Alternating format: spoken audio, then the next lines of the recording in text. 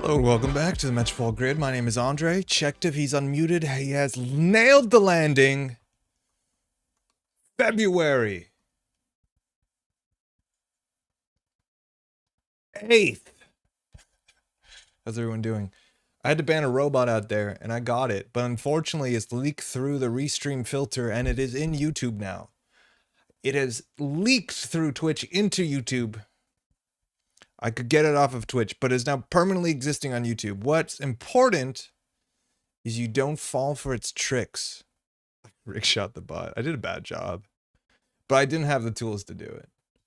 It's a lack of moderation tools in the restream community. Bot leaks on Netrunner stream? No way, impossible.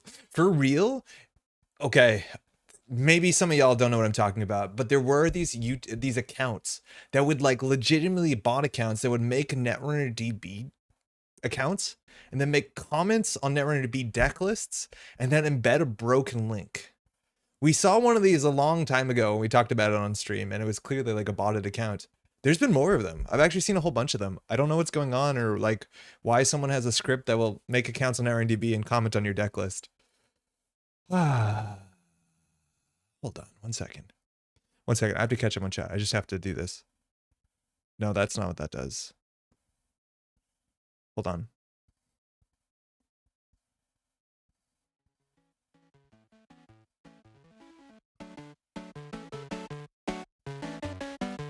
Yeah, you've seen a couple of those, right? Happy birthday, Jalen Orm. It's Jalen Orm's birthday. This is the birthday song. Great way to start birthday. Hopefully you're doing well. Hey, thanks for making it to the stream. Enjoy your Friday and hopefully you have some good plans. How's everyone doing? It's a Thursday night. We got some rig shooting to do, that's for sure. I played against this deck list or a variation of it earlier this week, and I thought it was actually incredibly slick. We played against a player I can only describe as being a CTZ smurf, who also put Gatekeeper in this list, which I think is really cool, but I'm trying to struggle to figure out where the influence came from. I think it was probably the Magnet and the Ganked went. Happy Lunar New Year. Yeah, Carrie, to you too, thank you. Is page rank abuse even still a thing? I don't know. Kyle, how's it going, by the way? I'm not actually sure how any of that stuff worked, but like the links that they were sending to were probably something. I can only describe as CTZ Smurf. I'm pretty sure it was CTZ. It's always really fun. How's it going, by the way, Jeff? Good video. I liked your video with Felix. I met Jack Made for the first time in person at Worlds, and just such a nice guy. And watching him play that very specific like triple ice wall op deck is so much fun. Because he's really, really like fasted, and you know, it's hard to pin him down. Diogen, how's it going? First, hey y'all, welcome. How you doing? Hopefully you're doing well. Is famous author Scorpy gonna be on? I actually don't know, Phil. So famous author Patrick J. Sklar posted a cool short story. It's up on nullsignal.games. Once Patrick shows up in chat, we'll ask if I'm allowed to do the live read, or we'll wait for him to show up at some point to do the live read. So I've so far been enjoying live reads of the Netrunner fiction. Also, shout out if you want to hear Erin read her story. She recently reread the Ampere story on the Null Signal Games podcast and then had an interview. It's really fun. Check it out for sure. Hey, Rona, how's it going? Hey, rig shoot. Yeah, we're going to be shooting some rigs. This is a really strange deck. I did not realize how wild it is with triple archer, double Stavka. We're going to talk about a fair bit about Afrun, which I think is how you say that now, and I'm obsessed with saying it that way. So until someone who's from Iceland can correct me, I will say it like that. People don't use this thing as like as judicious as liberally as I believe they can. I think the idea that when you get into a Stavka that's 2 strength later on, I've never seen someone Afrun somebody into a pre-resed Stavka or a pre-resed archer. And you can do it.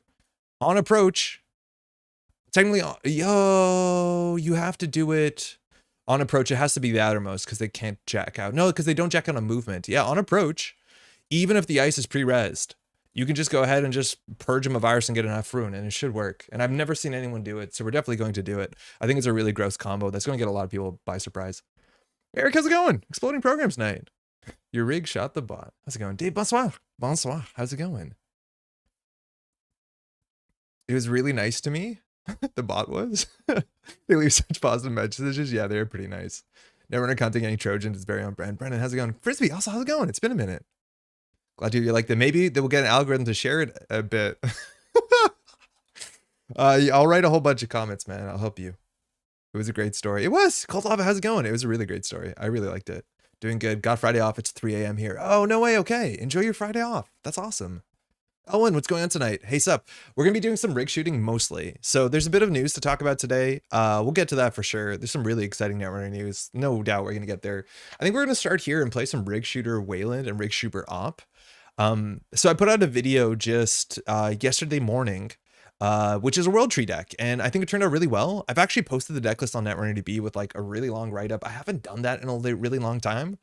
I'll be honest, in some ways it makes me uncomfortable because I know I already have a platform, and then just kind of like bleeding onto Netrunner DB and be like, make me deck list of the week is maybe weird, but I do think a lot of people will enjoy the deck list because I think the deck list is actually genuinely fun and interesting. But the reason why I bring it up, check out the video. I think it's great. The problem is I want to play a lot more Arasana and different Arasana type lists, which I can't. I already put 3 hours of Arasana up on the channel this week. Like, slow down, buddy.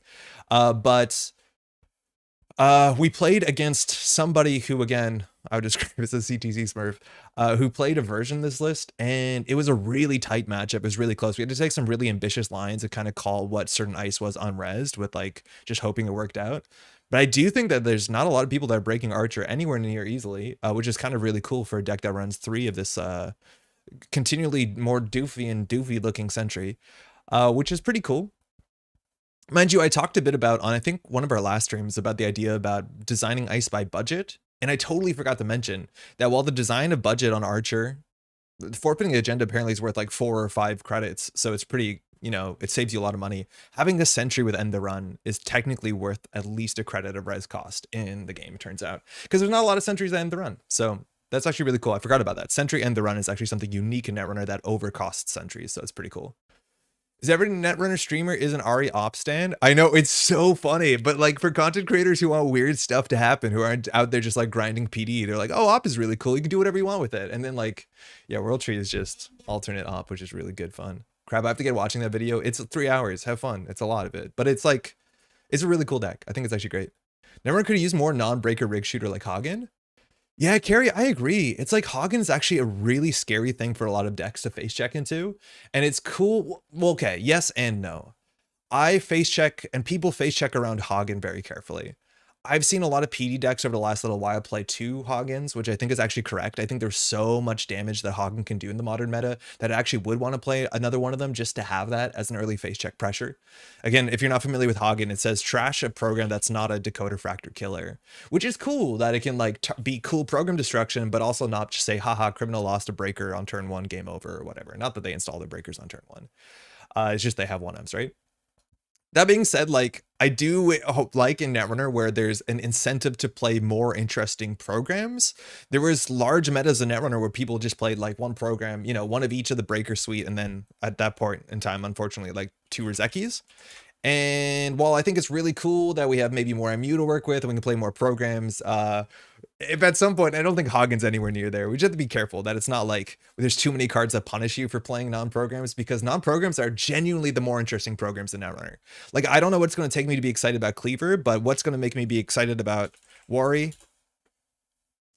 Not the best example, but you know what I mean, right? Like, there's something way more cool about programs like this. So you have to be careful, but I get you.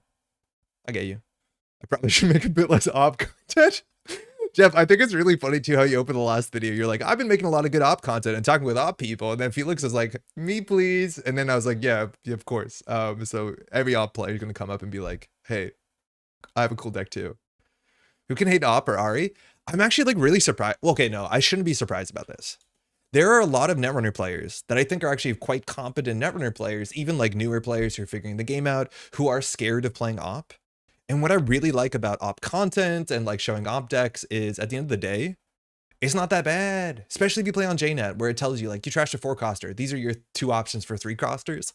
Like the deck building of op is tricky, but you can net deck. But playing op, and to some extent also playing Arasana World Tree stuff, is not that bad. I think Arasana World Tree is a bit worse because you can trash anything into anything, and like overextending and getting at the wrong stuff and programs and shutting down your economy engine, which is why I put a lot of emphasis on start trashing resources, don't start trashing programs. Yeah, that could goof you up really bad. But op is like, you're kind of on rails. They're just like really exciting rails with like a fork, not like 7 forks. So it's cool. Where's my dedicated PE streamer? Daria, how's it going? Okay, I'm going to say this with the caveat that we cannot continue. Okay, in chat, I will say this. I'm going to talk about an abstract person, and this is not a platform for you to start hunting or witch hunting or shaming anybody. It's just a really funny story, I think. I was recording Arsana World Tree gameplay. And when I'm out there recording gameplay, I specifically want to play against certain matchups where I know I can play my deck and do the cool things. And, you know, not that I want one-sided matchups, far from that. I just want to like have a matchup where it's not just like we have to worry about only net damage or asset spam. And so Personal Evolution is a matchup in which doesn't always make good content because you spend more of that matchup playing their side of the table than you spend playing your side of the table and doing what your deck should do. Because you end up in a lot of situations, especially like grinder-based PE decks, in which you shouldn't play the cards in your deck because you just require the hit points. That being said, I always ask, can I record? And I played against a player who I know plays a lot of like grinder PE, and they played grinder PE into me. And I'm a bit disheartened because I don't know what to do. I don't know if I should say something and be like, hey, and I know I've talked about this before on the channel, like, hey, it's not really working for me. I only have so much time in the day to record gameplay and I need to get some bangers because I put a video out. Do you mind if I just throw in the towel? But I didn't. I almost did. And so we keep playing. This player plays the way that they usually do. They're a nice enough person, but it's just the PE decks that they enjoy to play, which involves not making a remote server and playing all the damage cards and all that sort of stuff. But where it gets really funny is I do nothing. In that matchup, you generally shouldn't do much. You like can just set up, click for credits, whatever. Like if they're not building a remote server, you just truck it along. You can kind of ignore it for a bit until you're set up with your pressure. And at some point, I have my breaker down. I have an Amaku on 6. And so I World Tree in an imp. And I run HQ and I imp something. And the opponent says, I cannot escape this imp. It is the most annoying thing. It's everywhere, which admittedly, there's a lot of anarch there. And then just concedes the game and leaves. I just found it to be the funniest thing. Just in perspective, that when a PE player sits there and takes one card out of your hand and another card out of your hand and another card out of your hand, and we're like 14 net damage in, and then you take one card out of their hand with an imp, it is karmic justice. And I was very, very happy about it. Please do not witch hunt. It's fine. But it was just the funniest thing to take one net damage from a corporation. They were like, I'm out, and they're gone, which was good because I was not enjoying that game really. Nobody puts up in the corner, Jeff. Making people spill their coffee with Hagen is fun. It's a good one. It's really rough when it hits early game, right? Like people have lost. There's just piles and piles of fermenters out there. You haven't lived until you played Q-Loop Arsana. Yo, Thomas, I have. I like it a lot. I really do enjoy it. I think Q-Loop is like kind of World Tree-esque, where if you can build around it, the value proposition behind it is absurd. I play more Q-Loop than Q-Loop Ari, but yeah, it is so much fun.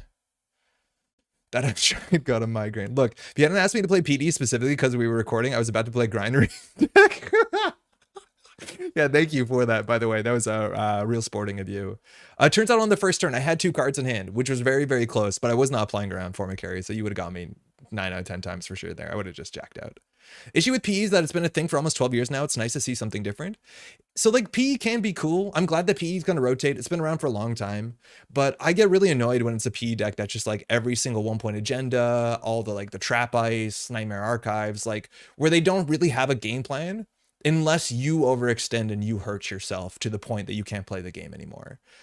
Because you just don't make good decisions anymore. When it comes down to like making an axis is a bad idea, you're better off waiting, because a lot of those decks don't actually run traps for them to have to get uncomfortable. They are holding 5 agendas and then they have to push into remote server, right? Like a lot of that game plan involves them doing nothing, because if you do nothing, they cannot score to 7 unless they have actual traps, which they don't. A lot of those decks don't run Urtica and Cerebral. They just run like, you know, House of Knives, stuff like that.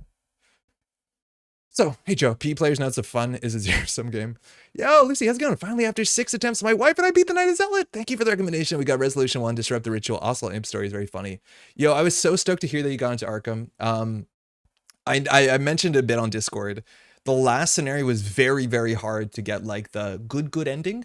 There's an ending in there that is a positive ending, but it's not the ending a lot of people want. But there's a positive ending there that kind of teaches you like the story will go on even if you fail, even if the ending is not like you save, well, the world doesn't collapse, but you have to do something horrible, which is cool. That's kind of a bit about horror, but let me tell you, getting through that is actually very difficult. There's a lot of players who have played a lot more Arkham than you have so far that still haven't done that. So really well done. It's very hard, especially with just the core set cards. P players, just CTM players lying to themselves, but CTM players make plays.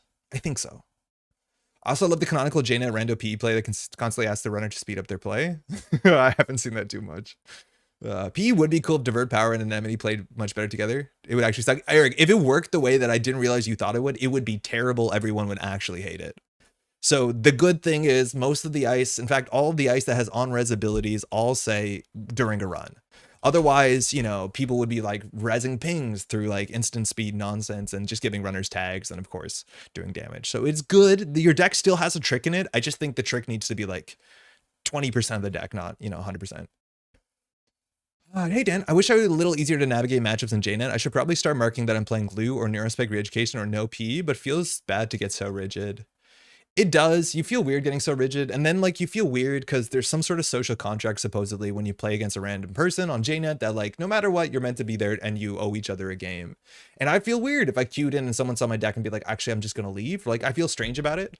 And I know sometimes I get a bit stinky about it when I play a matchup and be like, oh, this is going to be rough. And it's like a 75 card, like, I don't know, Thule deck and be like, oh, I don't have an hour. So it's hard because the range of what you can expect to roll into a JNet casual game is actually relatively wide. What I would recommend as much as possible is like L for G on GLC if you can. Getting some organized play in with players that you know at a certain time, stuff like that definitely helps. I think you could label your label your match and say things like preparing for tournament or something like that, right? And that will generally push you towards other people who are doing the same stuff.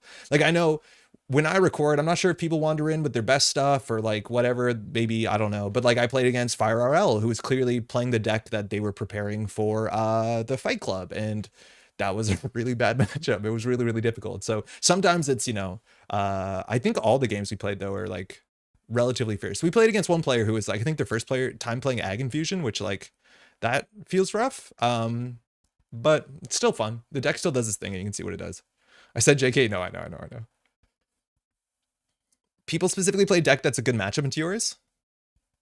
They would, if you labeled your lobby and you said like playing Lou, they might play a matchup that's good into yours, but that's still something that you want to practice, right? Like it depends what you want to go to the JNet. If you want to go to JNet to have fun, to stomp casuals, which like I'm not saying anyone's really doing, or if you want to go to JNet to get it like practice, to play against a deck that's good into Lou so that you can play those matchups and get that reps in, I think you should label your deck. Like it's fine.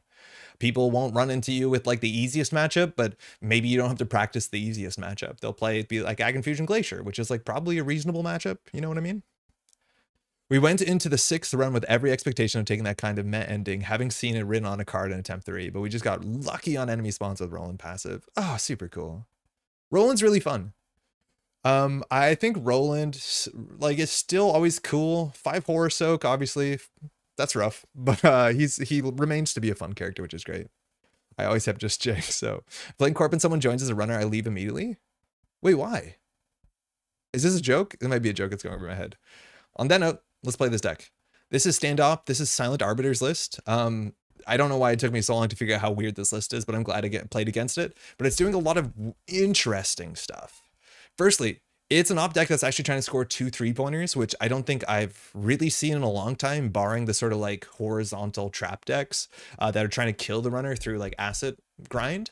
And a lot of those decks don't actually score to 7. So we are planning to score to 7. It is our only win condition unless we can trash all the runners' programs and they concede, which is still going to be a difficult and long road. So in terms of our agenda suite, we want to score 1 hostile in every single game. We probably should have 3 hostile takeovers on the deck, let's be honest, because we do need to forfeit some agendas to get some stuff rezzed. There is a chance that you could play 2 standoff and 3 hostiles. And while standoff is an agenda that isn't worth points, it does something and it's tempo positive, sort of, kind of, not really. It might be actually okay to do 3 hostile and 2 standoff and then just have another way to score out and close the game.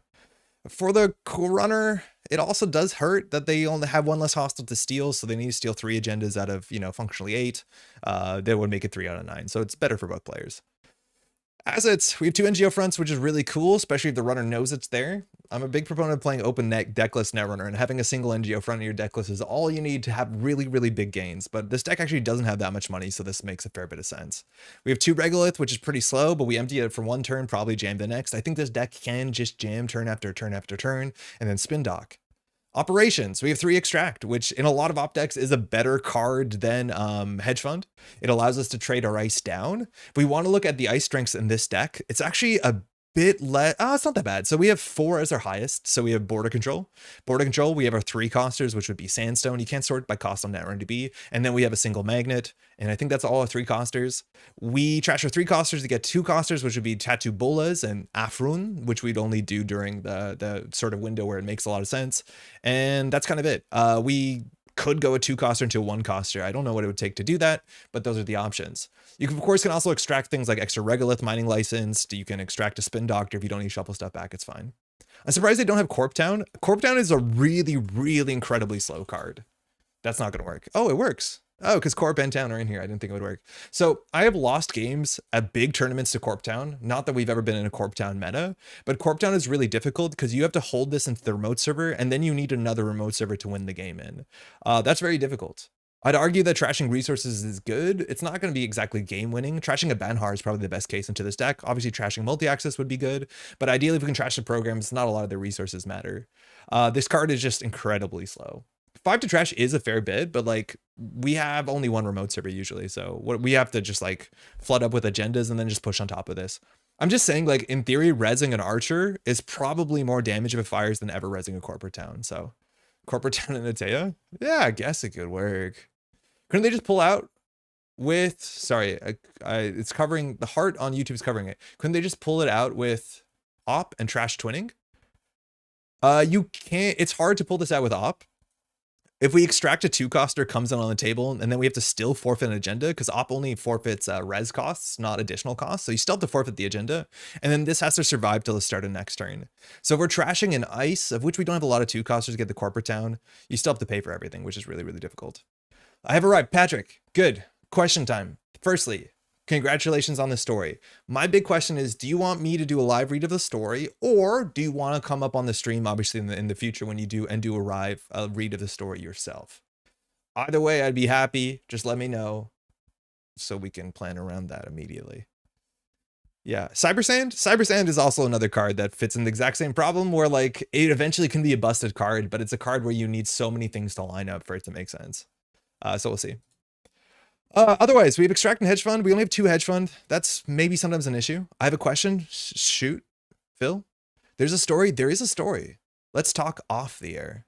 Okay, so you, but I can't, I'm live. You just need to tell me if you don't want me to read it, because then I won't read it. It says he works for Anise in the author profile. I've told him about that. He needs to fix that. It can tutor Corp Town is what I'm saying.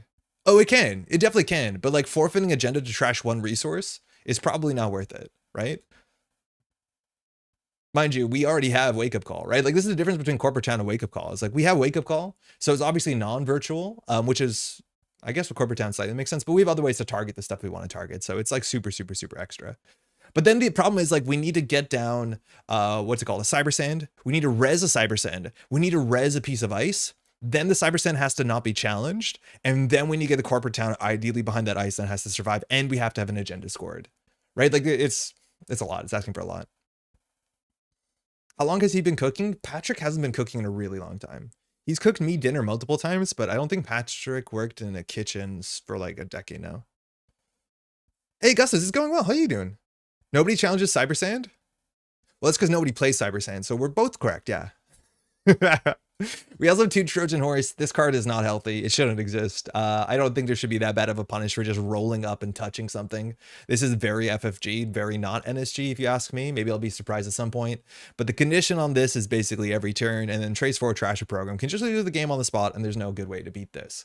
Having 4+ credit of install cost breaker more than the corporation at all points of time is impossible. It is not a good design. I don't like this. This is awful. Stream title maybe should have burnering the rig. I don't know what that means, Jeff. Tough choice. How about I come over and read it and then interview myself? That's the idea, Pat. You can do it if you want. #1 Trojan Horse hater right here. Yeah, I don't like this at all. This is really, really unhealthy. You should not be able to punish the runner that bad. Be like, I trashed one of your programs. Like, there's certain factions where that just is game winning, and because they had the audacity to make a run. Huge congrats on Story Patrick. It's so good. It's really good. Yeah.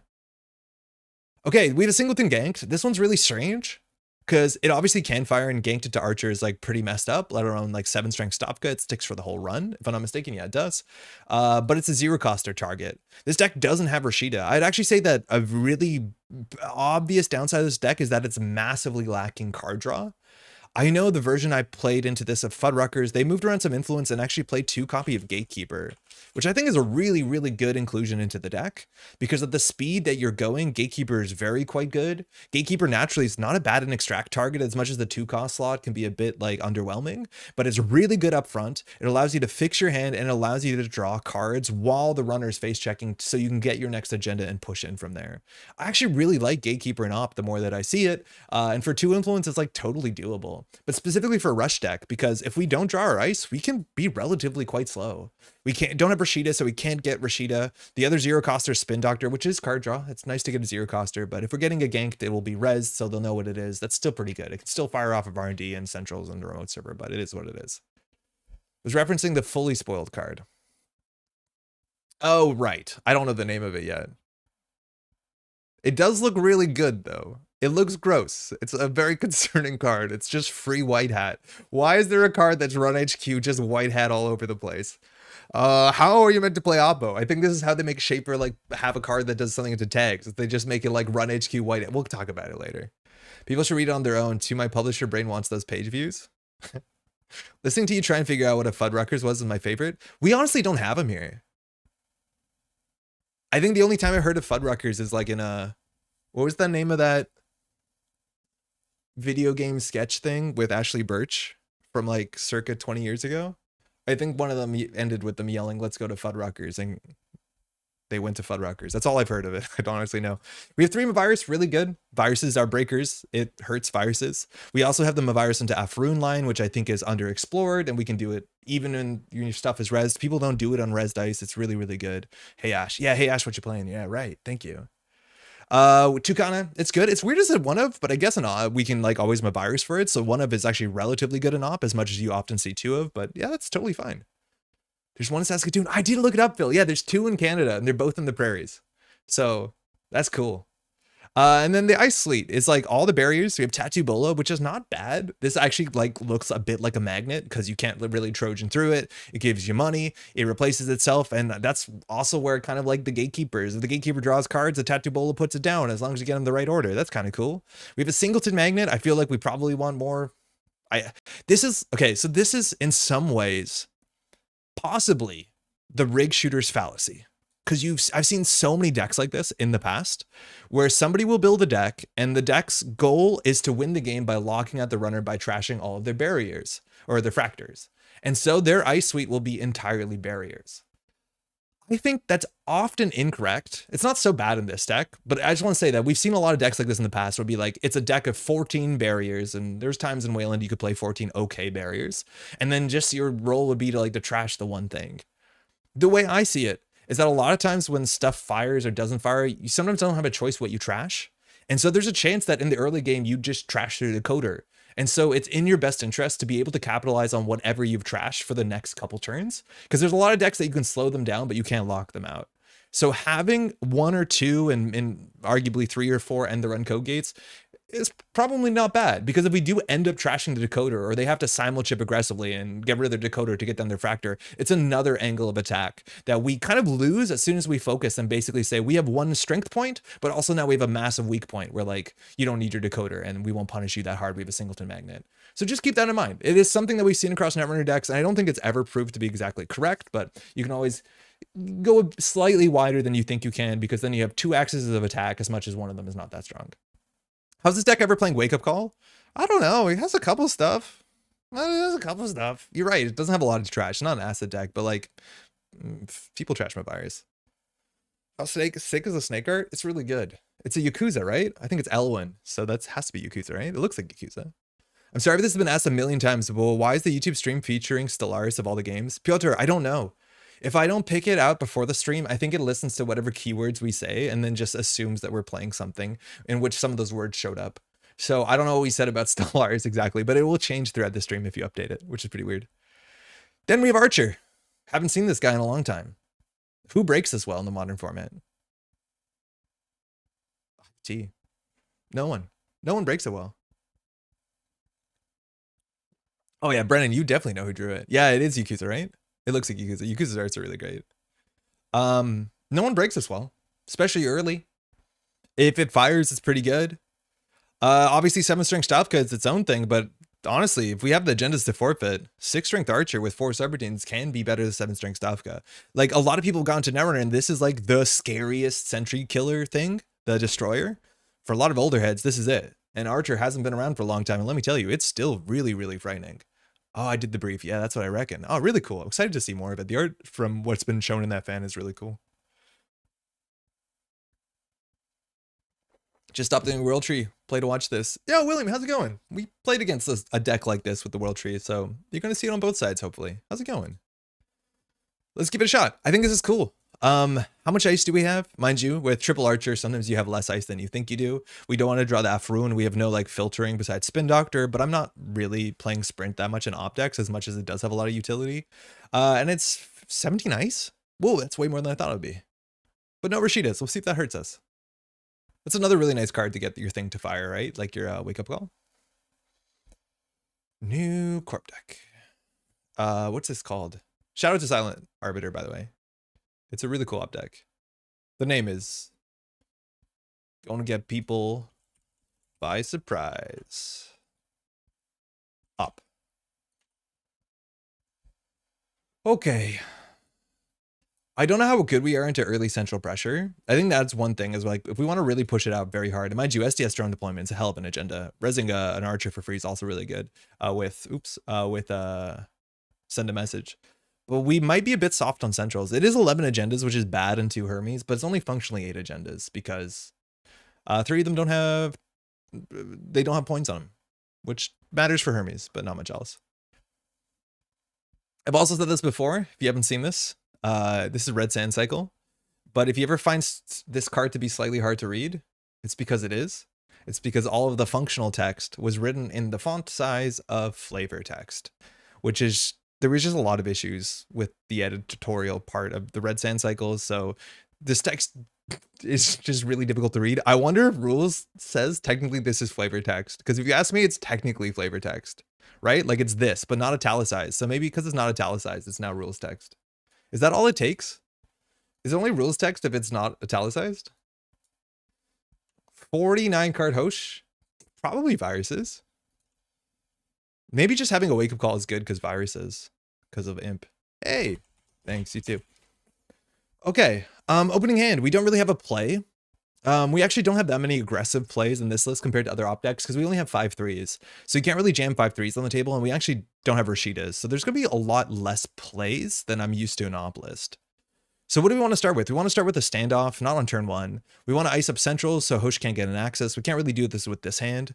We don't have any economy. We could technically extract his first Spin Doctor if we do like Spin Doctor extract. That's a bit cursed. We could draw a worse hand than this. Like, we can draw a bunch of 5 3s because, like, we don't have what it takes to build a scoring server in the next couple turns at all. It's Raver text. Gonna use that rapes. Standoff is briefly one of the most interesting agendas in the whole game. Yeah, when it came out, we didn't realize whose stuff you were able to trash. We thought you could trash your opponent's stuff, and then they could trash your stuff, and you kept going back and forth before someone said uncle, which is not the way it works. I'm gonna keep this, but this seems not great. Italics are the requirements for flavor text per the comp rules 2.17.2, not font size, sadly. Wait, like for real? There's actually rules that say what is flavor text? That's super cool. Okay, so we have a Regolith. We want to empty that, which means Hoshiko is just going to run shop and just trash a Spin Doctor from hand. If we go really hard and do Regolith border control on the remote server, this is hard to contest early, but there's ways to do it. It's mostly like Cleaver, economy card, run. If that's the case, we can get a magnet, but like, I don't want to put a Spin Doctor empty. It might make us look more like assets, but then if we use the Spin Doctor and draw, at least the SDSs are actually safe on turn 1. I think we could do this. Many cards have italicized text written after the game text. This is flavor text and has no effect on the game or the function of the card, nor the other abilities referenced when they interact with it. There's one card back in the day that has fake flavor text that says end the game on it. It's called Curtain Wall, so it's good that that's obvious that's the rules that keeps the Curtain Wall from ending the game. So if we res this, they get a lot. If they trash a Regolith, we lose a lot. But we deny them 2 card draw this early. This is so good when it's an envelopment.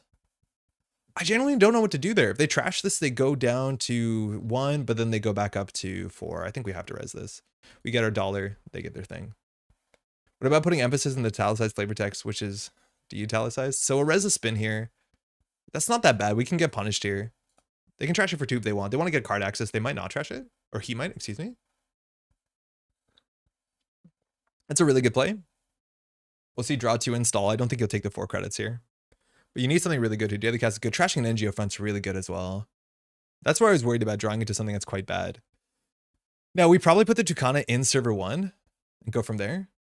Curtain Wall says, just kidding. Yes, but after it. Protect Rego with Eli. Yeah, I think we have to. I think we're just going to take Rego, take 6 off of it, and put the Tucana in there. It'll look more like a Mavirus and or a Managarm. We have a Stavka, but like in the early game, this doesn't matter. And that's also somewhat of an issue of playing too much trash program stuff, which is not that you're going to res an Archer into non-programs, but man, I kind of want to protect the Spin Doctor. I think we're just going to take the money. The 1 of 2 kind of seems nice, but like we're nowhere near getting an agenda going. So I think next turn we'll like put Stavka in front of it and push an agenda, leave R&D open. Like they have to commit to a program to interact with 9 points of our deck. Once they do that, we have Trojan. Yeah, they're going to take a turn off, which is really good. Banhar is really good too. It makes the Stavka kind of bad. Okay. Hey, Beecher. ¿Cómo estás? Glad to see you stream tonight. Much love. Thank you. That's very kind. Hopefully you're doing well too, eh? Flavor text I wrote for Echo also comes closest to breaking the flavor mechanical split. Oh, that's the one with the shrinking font size, right? Okay, so they'll probably Banhar the server. If we put Stavka, Mavirus, Tucana on it, we know that there's 2 upgrades and they might not deal with it. Ideally, we Regolith for a 1-coster, which would be Ice Wall. So we want to do Ice Wall into Stavka into border control, and that will be our scoring server. So if that's the case, we put this on server 1, and then we hit this, and then we probably extract this, because I don't know what else we're going to be extracting for a while. It's kind of a waste, because we extract for 6. Yeah, it's kind of a waste. Because we might extract the Ice Wall later for a Spin Doctor. We're just going to get this. We'll get a 1-coster. So we can choose to put on the remote server, which plays around Banhar, which is good. Because now the Stavka actually has teeth. So they need to produce a breaker. Obviously, centrals are open here. And the problem is if we don't top a deck and agenda, we can't score out next turn. Because again, we're playing mostly 5/3s. They're going to go for an Axis here for sure. Tucana, hate to see it, but Tucana's pretty hard with 5/3s. And they're going to be moshing through. What a board state. Tell me about it. Now I have to score this out, which actually draws them a card. Like, this is where I never like standoff. We're spending a whole turn. Admittedly, we get 3 credits for our whole turn, which is not better than clicking for credit. And then we also have to draw a card on our last click. Like, some part of me makes me want to go install advance, and just leave it. But then we have to do, like, Mavirus, Spin Doctor, and, like, reuse the Spin Doctor to put the Tucana in to get the standoff off. Like, that might actually be correct. The Piranha here. We're going to draw into an open HQ. But they don't want to run this turn. Make Harmonics great again. I'm interested if we see more Harmonics. We've seemed to, like, flavorfully moved away from the C, right? All right, resing to open HQ. Another standoff, fine. We will use this one. We'll put back a Spin Doctor, and I think the 1 of Tucana. So that we can Mavirus for the Tucana on the standoff. Patchwork. Oh, super cool.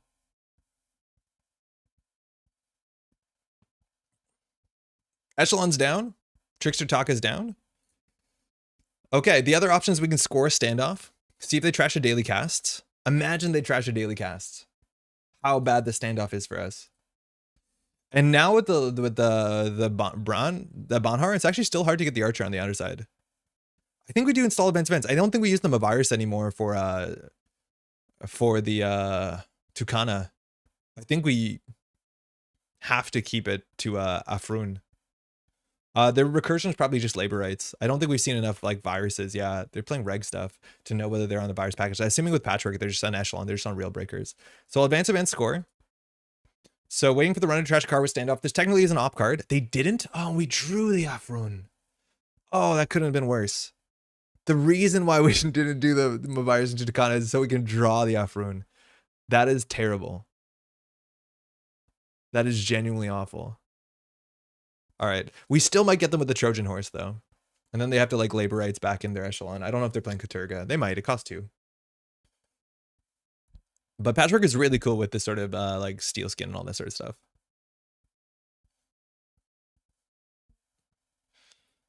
Always down for value. This is a train wreck? Yeah, it's not great. Yeah.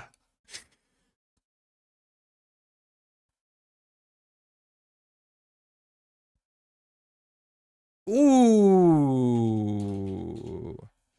Okay. So if they continue here, okay, they're not going to. We could get a 7-strength Stavka, but we can't get the off rune because it's in her hand. Worst case scenario. But that was a really good run. That was a really, really fun run. They play raindrops for free, gaining 2 credits, drawing 2 cards, gaining... Jesus. Silently, we're watching, like, stop drawing the cards in the wrong order. The thing is, like, I don't even know if next turn we can jam a 5-3. At least we can get the off rune out of our hand. So we'll get rid of the off rune, the StandObb, they're on our Hermes, and then I think we'll do 2 from the top. We probably don't need this last extract. Or this third. Oh, we lost a Spin Doctor off of milling 1? Yeah, this is genuinely really bad. Now with the Trojan Horse, we can bankrupt ourselves to trash the echelon. They're going to get their 2 credits first, so it's actually really difficult. So I think we're going to wait until this is much cheaper by just pushing the NGO front and seeing what happens. I'm assuming when there's 1 Chastushka, there's 2 Chastushka, but like, again, we're not really good at icing centrals, I don't think, so this could be bad. Yeah, the spin was really, really bad there. We only have 1 more recursion piece and 33 cards. We could always extract the ice wall for a Spin Doctor. It might be correct. We don't need the money on the NGO front. This is actually probably bad. We don't have any like on-tempo 2-coster to get. Like I've been kind of enjoying Managarm Op a fair bit more because people forgot to play around it. We need a boarding control for HQ in just in case. Yeah, it would be nice. But again, we don't have a lot of cards on this deck. Strike front for Fenris for Steven Cambridge. We need anything on HQ. And this is actually really frightening. They're not running this. But in theory, if this is like an SDS, we could trash the echelon. Take the same amount of self-restraint to not leak the Promethean is on chat because of how funny. Oh, and Chestushka because of how funny it is on this board. Yeah, it's really quite bad. Strike funded to Patrick. Like, Steve Patrick is so cool. And they get blown out here if we trash our echelon with SDS, but we have nothing here. This echelon breaking an archer is absolutely painful. But they're not going to face check with that Banhar on the server. The best thing we can do is hope that they forget that this is first time per turn. Not second per turn.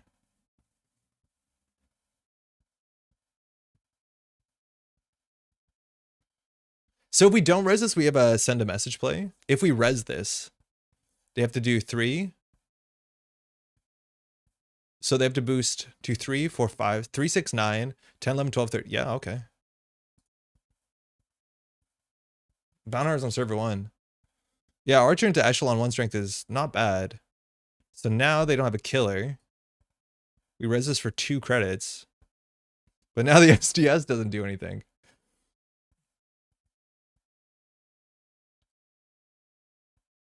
No. That's one way to play around Trojan Horse. The thing is, like, if we don't draw the 2 of hostiles, like, it is actually very difficult because we have to score out a whole bunch of 5-3s.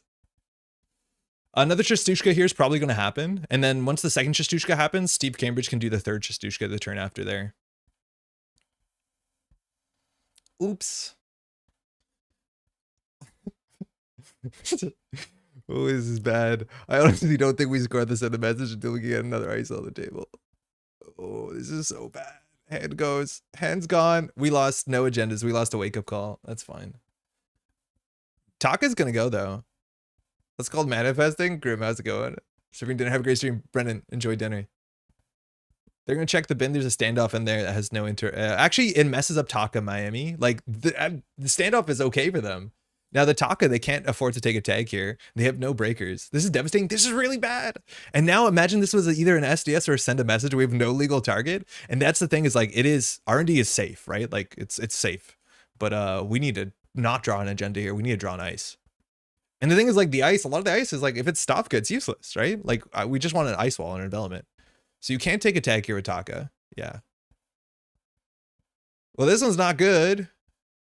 Draw once. So we can extract the Ice Wall to get a Spin Doctor, but the Ice Wall is making the server safe. They can't break the border control yet. We got to put this here. They will obviously Banhar through it. I don't want to draw one more time because that would be obviously really incorrect. But there's going to be two more Chastushkas coming. They're just going to run HQ and they go Chastushka, and we're going to pick Chastushka. And then they're going to Chastushka. It's not this turn. Buffer drive. Cool. We're going infinite. Raindrops. We don't res here. Because they might forget and they might Chastushka. And if they Chastushka, we can res a Tattoo Bola. I don't think we res here. I'm surprised they went for cast. Just get us an archer. Just res an archer here. Just draw an archer. Not that. Is there 2-cost ice we can get with the Mavirus? That would be good. Okay, so like you need to be an expert at this deck to know how to get out of this hole. How to get out of this hole, right? So we can do Mavirus for a 2-coster. We can also extract Ice Wall for a Spin Doctor. That might generally be correct. Just so we can get any ice here, any ice on HQ. Tattoo's a 2-cost. Yeah, I don't know if we want a double tattoo. Like we always can install this. We would extract this Mavirus. Get 2 tattoos in a row. That would slow them down. And then they actually have to install a breaker. I think that's probably better than extracting this Ice Wall.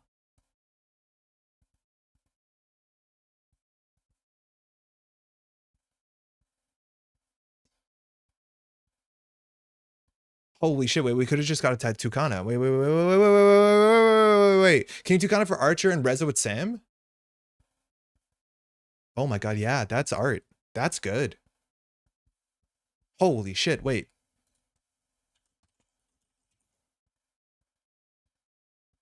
Yeah, I think you're right. Score.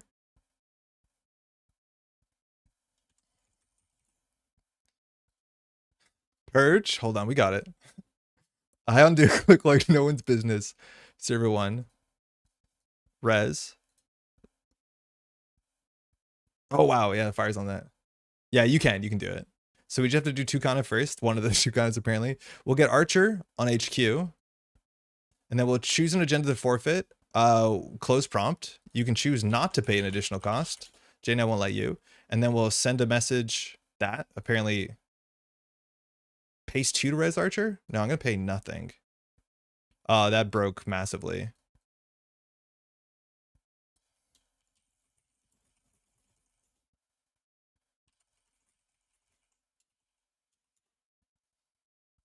Yeah, that's legit. Because send a message says ignoring all costs. Tucana says install and res that paying a total of 3 less. Anytime that you're asked to pay an additional cost, you can refuse to pay the additional cost from my understanding. Shouldn't op res the Tucana for you? Yeah, but there was 2 Tucanas. I don't know what that was about. The thing is, like, you can refuse to pay the additional cost. If a runner card said res a piece of ice and it had a forfeit agenda cost, you can do that. Exactly. That's my understanding. Correct me if I'm wrong, but I'm pretty sure you can do that. I know when you like force the corporation to res a card and it said forfeit agenda, they can refuse to pay that additional cost. So I don't think you're ever forced to pay additional costs when abilities ask you to do things. So this was free res from the SAM. It was just installed with the Tucana and then denied the res. Yeah, I don't know if you have to reveal the thing or not. You probably do. It's easier than calling a judge. We had that play last turn. We totally missed it. So then they get a breaker down. That's a breaker. Again, we only have 1 code gate, so... but they need to get this down so they can interact with 9 points of agendas in our deck. Yo, Bill, how's it going? That is the worst possible card draw. Works on Archer because the ice itself has additional cost. Yeah, exactly, Robert. How's it going? Because it has an additional cost, you're not forced to pay it. So you can deny to do that part. This is only bad. Okay, it'll be okay once we trash the Buzzsaw. Here, I think we could consider extracting the Ice Wall for a Spin Doctor just to get forward tempo. And now we can put the magnet there. I think we will do it.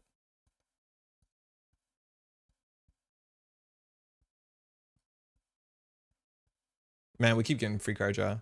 We haven't been following what they've milled. They're in labor rates for sure. So we'll wake up call. So we can put a Tattoo Bola on server 1 that might be okay, but we didn't draw the agenda. So if we draw once here, it's a bit ugly. We have to draw. Sandstone or Magnet on the outermost. Magnet on the outermost is good if they try and botchlist this, but I think the stop cut will get in the way. Yeah, we'll do Tattoo Bola. Chilling was trying to figure out how to make twins consistent as a deck archetype. It's just been a pain. Twins? Like the old Netrunner card? There's some really good twins decks. Let me know if you want to talk about it. I have some really good memories playing twins decks. I think there was a piece of ice that did like the ID? Like Nova? Because there's a card called Twins that was like a Wayland upgrade, like circa 2015. I don't know if we're talking about the same thing or not. It's a really good play. Probably a good reason to play the 2x Takana. I think the reason you don't play the 2x Takana is because you have 3 Mavirus, and each Mavirus is like a Tukana, but you could play 2 for sure. It is really neat to send a message. It's like convoluted, but yeah, it's neat. So we'll put Spin Doctor back in here. Yo, Jenny, how's it going? How you doing? Your name got shouted out recently because Vale was talking about some Archie did. I don't think I saw that banner.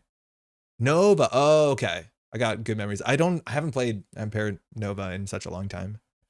I think we'll put the Afrun back in. That might not be the best option, but it's the most fun option. Turbine. Okay. We're going to have a real good late game engine. That means the Stavka, the Echelon has to come back through like labor rates.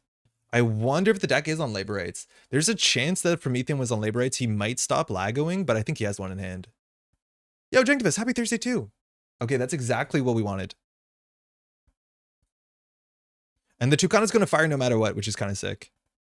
Oh, we messed up. Oh, we messed up really, really bad. This Tattoo Bola should be a magnet for sure. So when the this is res, the Stavka can trash the Tattoo Bola. Oh, that's quite bad, actually. Yeah, we needed a 3-coster so we can do a Stavka off Rune. That being said, he doesn't have a killer, but this is going to be a cleaver for sure. I helped with the poster. Yeah, I haven't seen that. There's a cleaver. Second echelon. Yeah, we're cooked here. If this was a magnet, we actually could Stavka into it. That being said, can we still do it? We can still do it, but it'll cost us everything. Because we can res the Tattoo Bola. Assuming he goes to the Tattoo Bola, we make it a magnet. We don't res the Stavka. We border control, we fire the border control, we don't search. So FFG announced to repackage Dream Eaters. Yes, we'll talk about it later. That was meant to be my joke when we talk about the new set coming up. When we open that, we'll get to it. It'll be really funny. Don't worry, you'll laugh. So we'll res that, swap it with the magnet. I think we like throw out so much of the server though. Inherently, like he has to still trash something to STS drone deployment.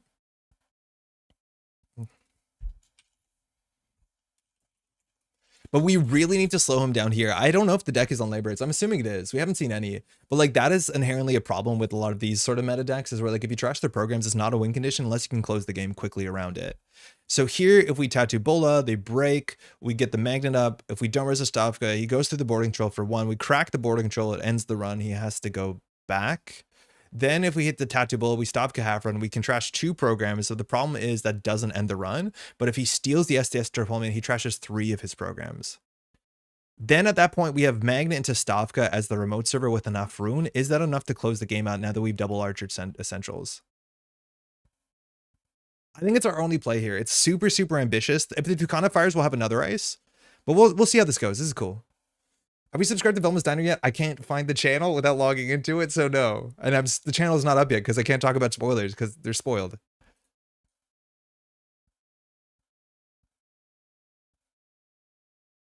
I love the skill expression on decks like Op, but my brain melts a bit every single turn about following the lines that are happening. I don't think I could have figured them out. You can. You have to believe in yourself. I know what we're doing is a bit convoluted, and for a lot of Op lines, it's not this complicated. Like we should have just got a 3-coster there, then it would have been very, very good because we would have stopped Half-Ruined into the border control. We're now in damage control territory, which is pretty bad to be in.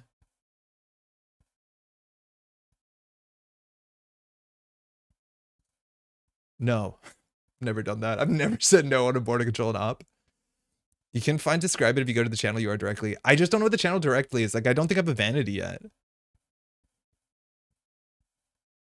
This is a deep line by respected. Yes, it's all we have. It is all we have. So res Stavka. trash the Maganet. Oh, we're going to lose that too. Install a 2 cost. It'll be an Afrun. It'll go on server 1. We will use Afrun to trash a... Jeez, I know. I know. I know. I don't think we need a virus anymore. It can get us a Regolith.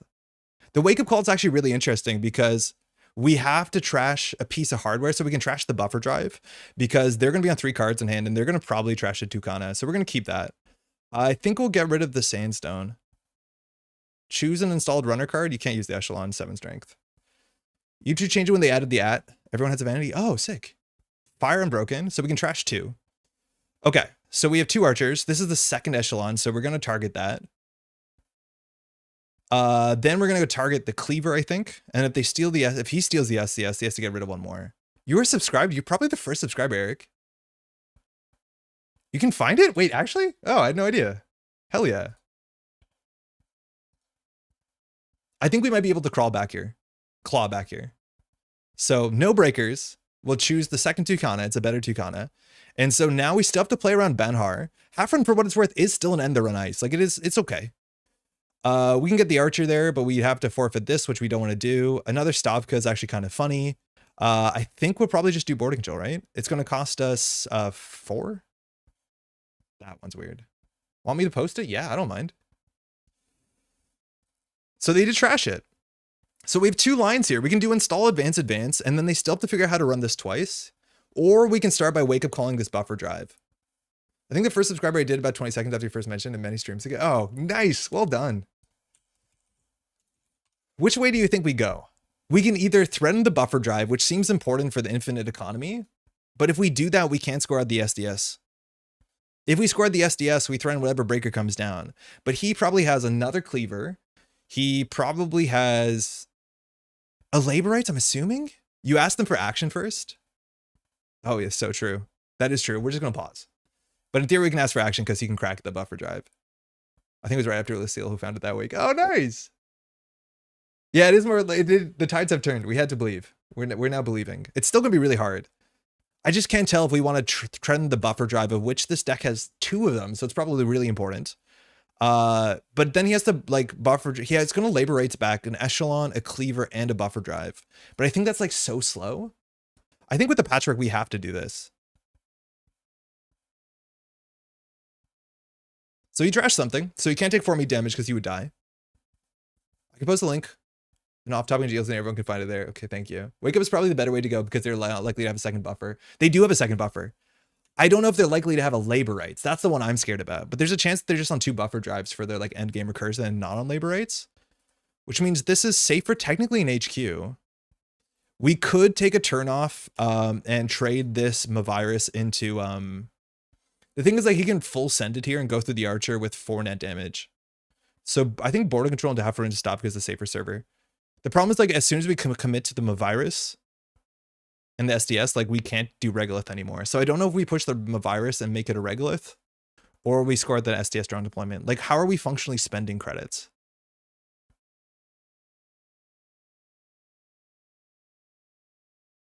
I don't know how we're functionally spending credits. I doubt there's labor. So yeah, it looks like it might not be. If that's the case, he can still run HQ. He can't run this remote. Well, he can, but it'll be very expensive. Let's see if he lag was here. We could have got more information. Oh, no, he would have drawn. Oh, so important. We didn't do that first. So lost to Banhar. And I think we'll just click for credit. Advancing this doesn't really do anything but show our hand. So we have still a couple ways to lose, right? He has to steal 2 more agendas. He can always just send it R&D. So just getting an ice here, an ice wall would be fine. He probably has 1 more of each breaker. We don't know if there's a labor rights in the 12 cards. Yeah, for sure. I think a hostile off the top would be pretty good. We don't mind bad publicity when there's not a lot of breakers to spend them on. But this is a bit of a bloodbath. Steelskin, he's looking for something. He's probably his last Cleaver somewhere in the bottom 5. He's almost gassed out. Yeah, he might be, but a labor rights will reset that because he has really good drip, right? Like Patrick every turn. Damn it. AR therapy looking good. You don't need it. You got this one. He had it. He didn't moshing sure gamble. So that means he definitely has a 2nd labor rights. So we actually have to push the SDS drone deployment out sooner than later, which will be next turn. So we do advance Mavirus in there. Hope it looks like a defensive upgrade. The Great Reset. There's no way he's not playing at least one. I'm now the way that he used that. There's no way he's not playing two. Oh, wait, no, he trashed those. He put that buffer drive. Okay, Echelon, never mind. He put those back. So Sheikah deck looked very interesting. It's cool. It's like a mixture of like, you know, the mulch like setup engine, but it's just like Patchwork good stuff breakers. And Patchwork I think is underplayed as long as you have the card draw for it. Yeah, Labor Rights is really, really good. We might have wanted to do install advance, but he's looking for it. So now we know that we can track his whole hand. His whole hand might be Labor Rights. It's definitely Echelon. Okay, that one came back. So we knew his hand was Echelon. I'm assuming his hand is Echelon, Buzzsaw, Cleaver, Labor Rights, Unknown card. Oh no, he has one Strike Fund was removed. So it's Echelon, Cleaver, Labor Rights, Strike Fund, card. Strike Fund is the unknown. Yeah, there's one Strike Fund here, one in the bin. So there's one in hand. Echelon, Cleaver, Buzzsaw. I think there's still one unknown, right? Maybe last Bio Bands? Salem's would be really good. Salem's, mind you, would be very, very good into mulch decks. If we do double advance here, it forces a weird fork where like if he tries to steal it, it's not good for him.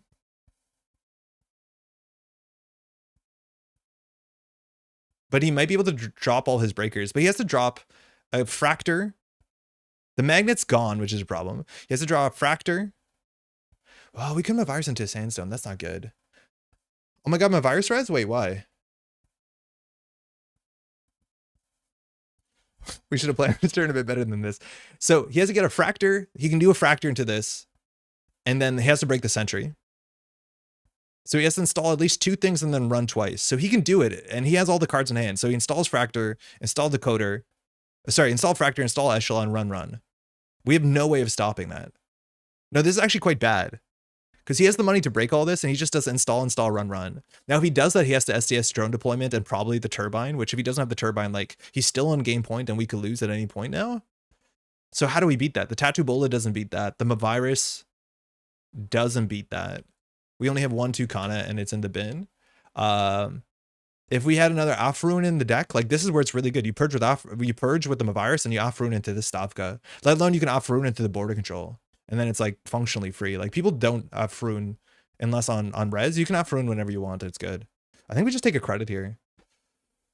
No, that's the problem. The deck only has one. And this is the thing that I was saying earlier at the top of the stream is a lot of decks that want to like target a certain breaker. They'll be like, I'm running 9 barriers, no code gates. And this is exactly the scenario where having a second code gate is the most important thing we could do. Because this play is saying that you don't have another magnet. And I'm so glad we have the example where we're punished because we were able to trash the decoder, but we can't capitalize on it.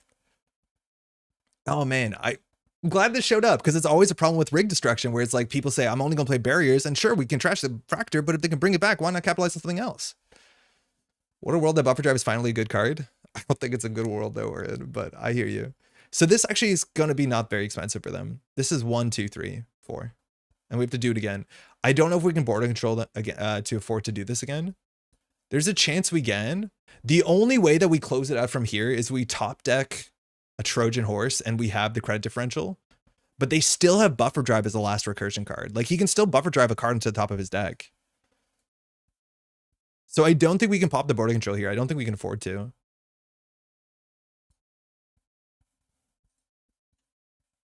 So he used his Buffer Drive this turn. So we pop the border control, he can go back. We'll get a Sandstone. The Sandstone costs math. It'll be 5 strength. No, he breaks it for 1 because of Turbine. Running out of gas? Yeah, we have to have a trick to get out of here. It's probably top deck a Trojan Horse, but I don't believe we can do that. Thinking. If we just had a magnet, right? Like this would be so easy. Or an Enigma, right? Like we would have this and then this Trojan Horse would try trash a Cleaver and it would be in a really bad spot. I think you really should be running more than 1 code gate in this list. I don't think you need 9 barriers. I think we just let him have this. I think we need this. The problem is like the server's clearly not taxing. Maybe the best we can do now is trash the Afrune by putting another piece of ice on here and then do Mavirus into something. That might be the best we have, is we have to do like the late game Afrune play.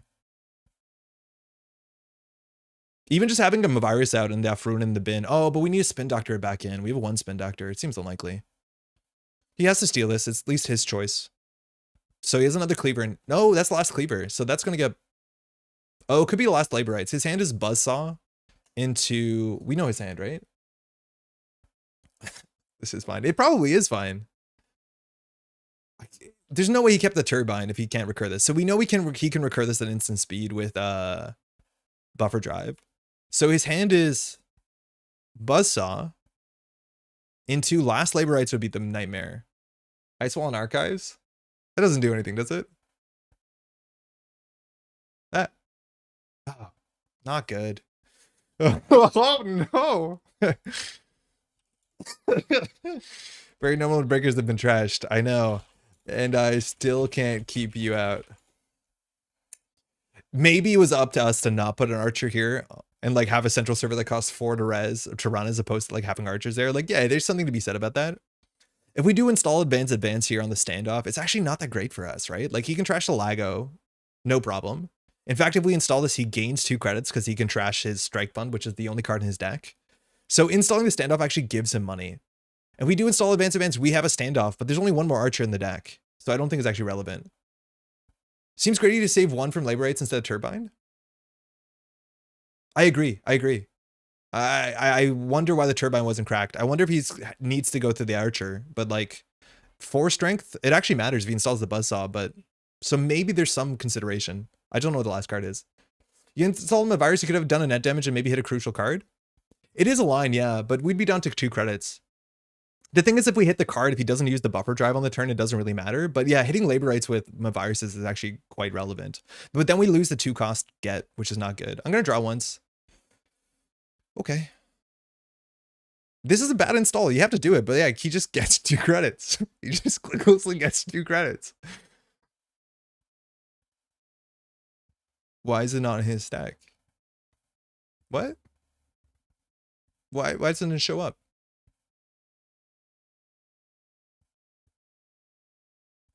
I don't understand what happened. It says he used Strike Fund to the bottom of his stack, but he has 0 cards on this. He has 1 more laborites. Yeah, we're cooked. Yeah, so the last card was Buzzsaw laborites. So it's Strike Fund, Buzzsaw laborites, if I'm not mistaken. Yeah, so all the breakers coming back. It was greedy, but I think it's totally fine. I don't think we had a window there to push out. No one ever remembers the language. You might have a good chance. Lego trashes and draws. Oh my god, yeah, right. So you trash the Strike Fund and then draw the Strike Fund. That's so important for this engine. I don't know why it hasn't dawned on me. I thought people were trashing and then just drawing it with like Solidarity Badge or some nonsense. That's a fair bit better. But now, we should have full information of what's in his hand. He has Strike Fund. No, you're good. Take your time. So we can see what he's highlighting. So Cleaver, his hand is Buzzsaw, Strike Fund.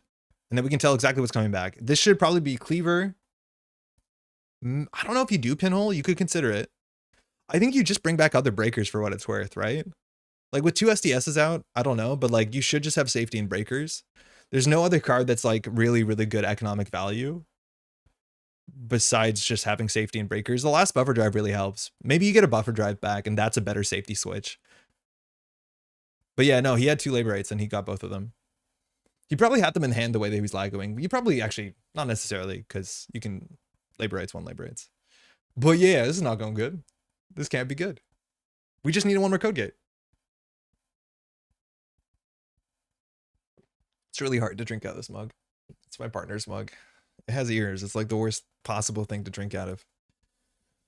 What do you want on the lip of your cup? Spikes? Like, Runner Econ not looking great either. It's looking really good. Anytime we install a remote server, he clicklessly gains 2 credits. His first installer play is 4 credits cheaper. That's bad. So Cleaver, Pinhole, Threading, sure gamble. So the only way we win is we res this. He has 1 in 3 drawn to Cleaver, and we hit the Cleaver. The only other way is that if we hit the Buzzsaw, and even all of that is beaten by buffer drive. If we hit the Cleaver here, it's going to be like exciting. We also don't have money now. We hit the Buzzsaw. It's a shame that we only have 1 code gate, right? Like we just took out 2 Buzzsaws and we have no way to capitalize on it. So now we know his hand is Echelon, Cleaver, Strike Fund. Oh, it was a buffer drive was available. Oh, that wasn't right. I didn't realize he hadn't used his buffer drive. That was a very, very bad res.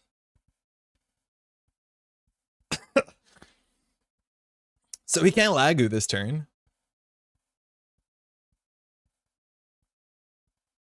Oh, I didn't realize you still had buffer drive alive for the turn. Yeah, whatever damage we did, just put on the bottom of his deck. So we know this is exactly a buzzsaw. So if we install the standoff and he mills the buzzsaw on Lagu, if he just does auto resolve. Yeah, for sure. Ah, boy. Yeah, first time. Yeah, because labor rights didn't do anything. We're cornered. We're totally cornered. Like, this is the only play that we can do because it's potentially credit positive. Now, if we do it, he can mill his buzzsaw, which would be a mistake. What will he trash on his board state? Not the Lagu. Nothing, actually. He might just give it to us, which means we draw last click. So if he Lagu's here, it's wrong.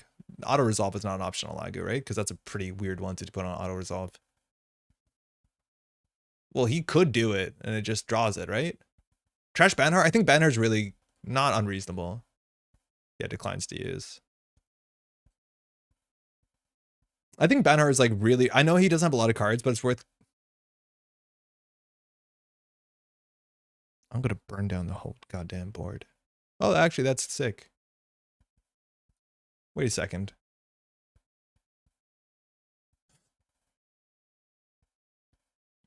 Yeah, I forgot how good that was. Yeah, don't make me continue to play this game.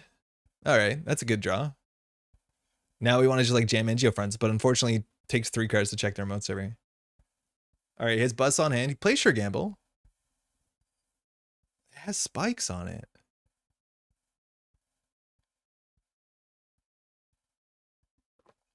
It's not looking good.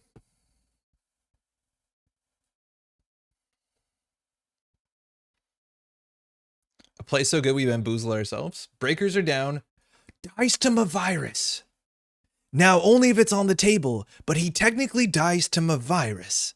If we can get him to run into Mavirus. Well, he has 1 card, but if he's greedy about it. This Archer still costs like 7? Oh no, he gets a card back with Steve.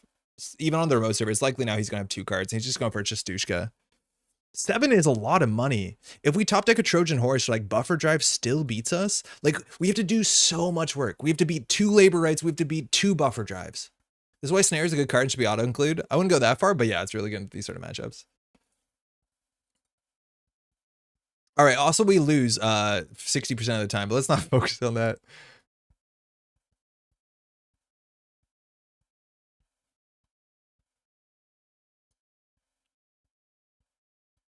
Nice.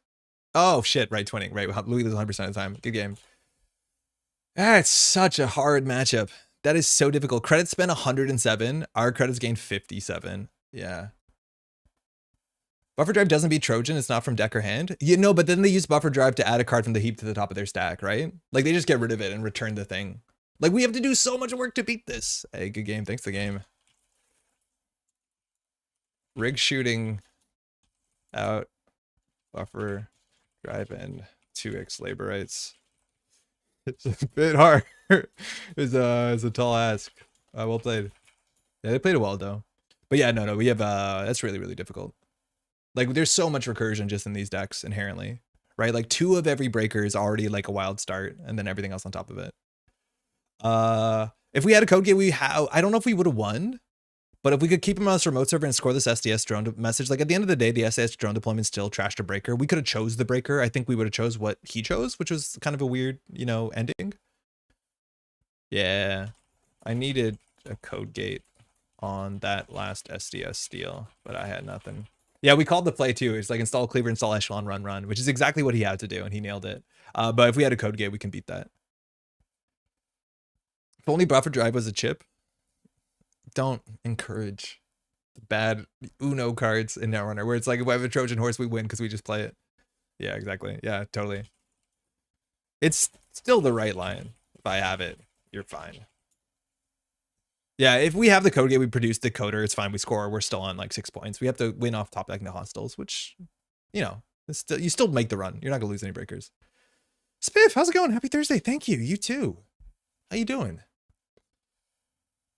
Yeah, totally. Funny enough, yeah, we would have trashed the same thing he trashed, which is weird. Actually, maybe the deck's on one turbine. It definitely is on one turbine. I don't know if we trashed this. Maybe. The money did get close at the end. Yeah. All right, let's do another. Yeah, that was a chat suggestion. Not an Uno card. People keep sleeping on ScapeNet because it's an Uno card. Netrunner cards shouldn't be like that. Like Trojan Horse, ScapeNet, that just say, did you run? You lose a thing. There is no, it's just an Uno reversal card. Like it's, with all due respect to Yu-Gi-Oh, we're playing Yu-Gi-Oh now. Where it's like, oh, I have a trap card that just says counter your thing. Like we're playing Magic, blue. Oh, I played blue. You lost your thing. What did you do? You had the audacity to try and play it, right? Like, it's the exact opposite to me of what Netrunner is, which is about interactions and like, you know, having to interact and go around stuff. A card that just said, if you ran last turn and you were not going to spend 7 more credits than I, you got to trash your thing. We're just playing counterspell. It doesn't make any sense. Hey, cheers. Catch your hand. We had HHN though? Yeah. Nobody liked that. HHN was a bit more interesting though, because for what it's worth, not that anyone's going to like love HHN. HHN made forks. Like people used HHN arguably more than they use Oppo to produce board states in which the runner had 2 options. How many tags do you clear, or do you contest the board on the same time? I agree, HHN blowouts on turn 1 shouldn't exist. Threat's a really good mechanic. I honestly still say if Oppo Research had a trace on it, probably be a much worse card, but maybe it'd be more interesting that you can beat it with economy. Maybe that'd be more interesting. But you still have to interact with the results of it. It's not just an Uno reversal card, which just says, hey, you ran, oh, you lost your chip, you lost the game. Not that usually happens, but you know what I mean?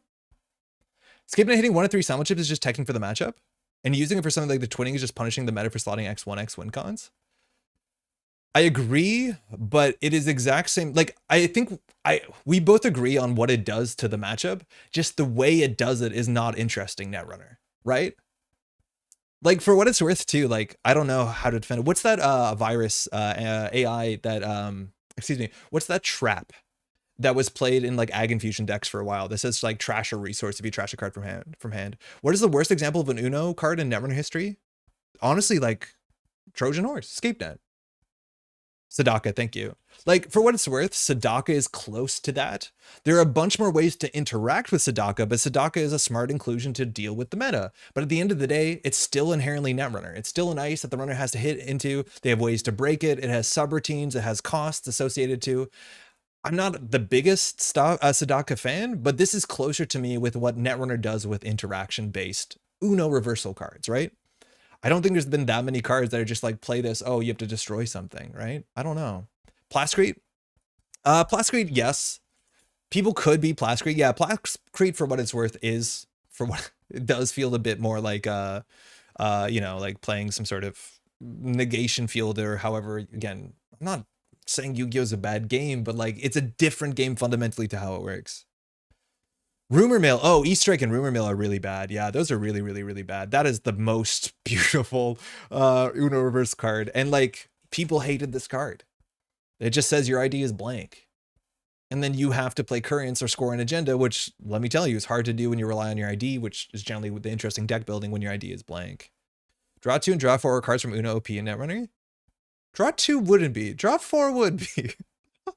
Stinker, how's it going? Oh, thanks for the game. I didn't realize that was you. I'm really bad at tying together YouTube names and player names. That was a really fun matchup. You played it well. Hunter Seeker was kind of wild. Yeah, Hunter Seeker is close to that.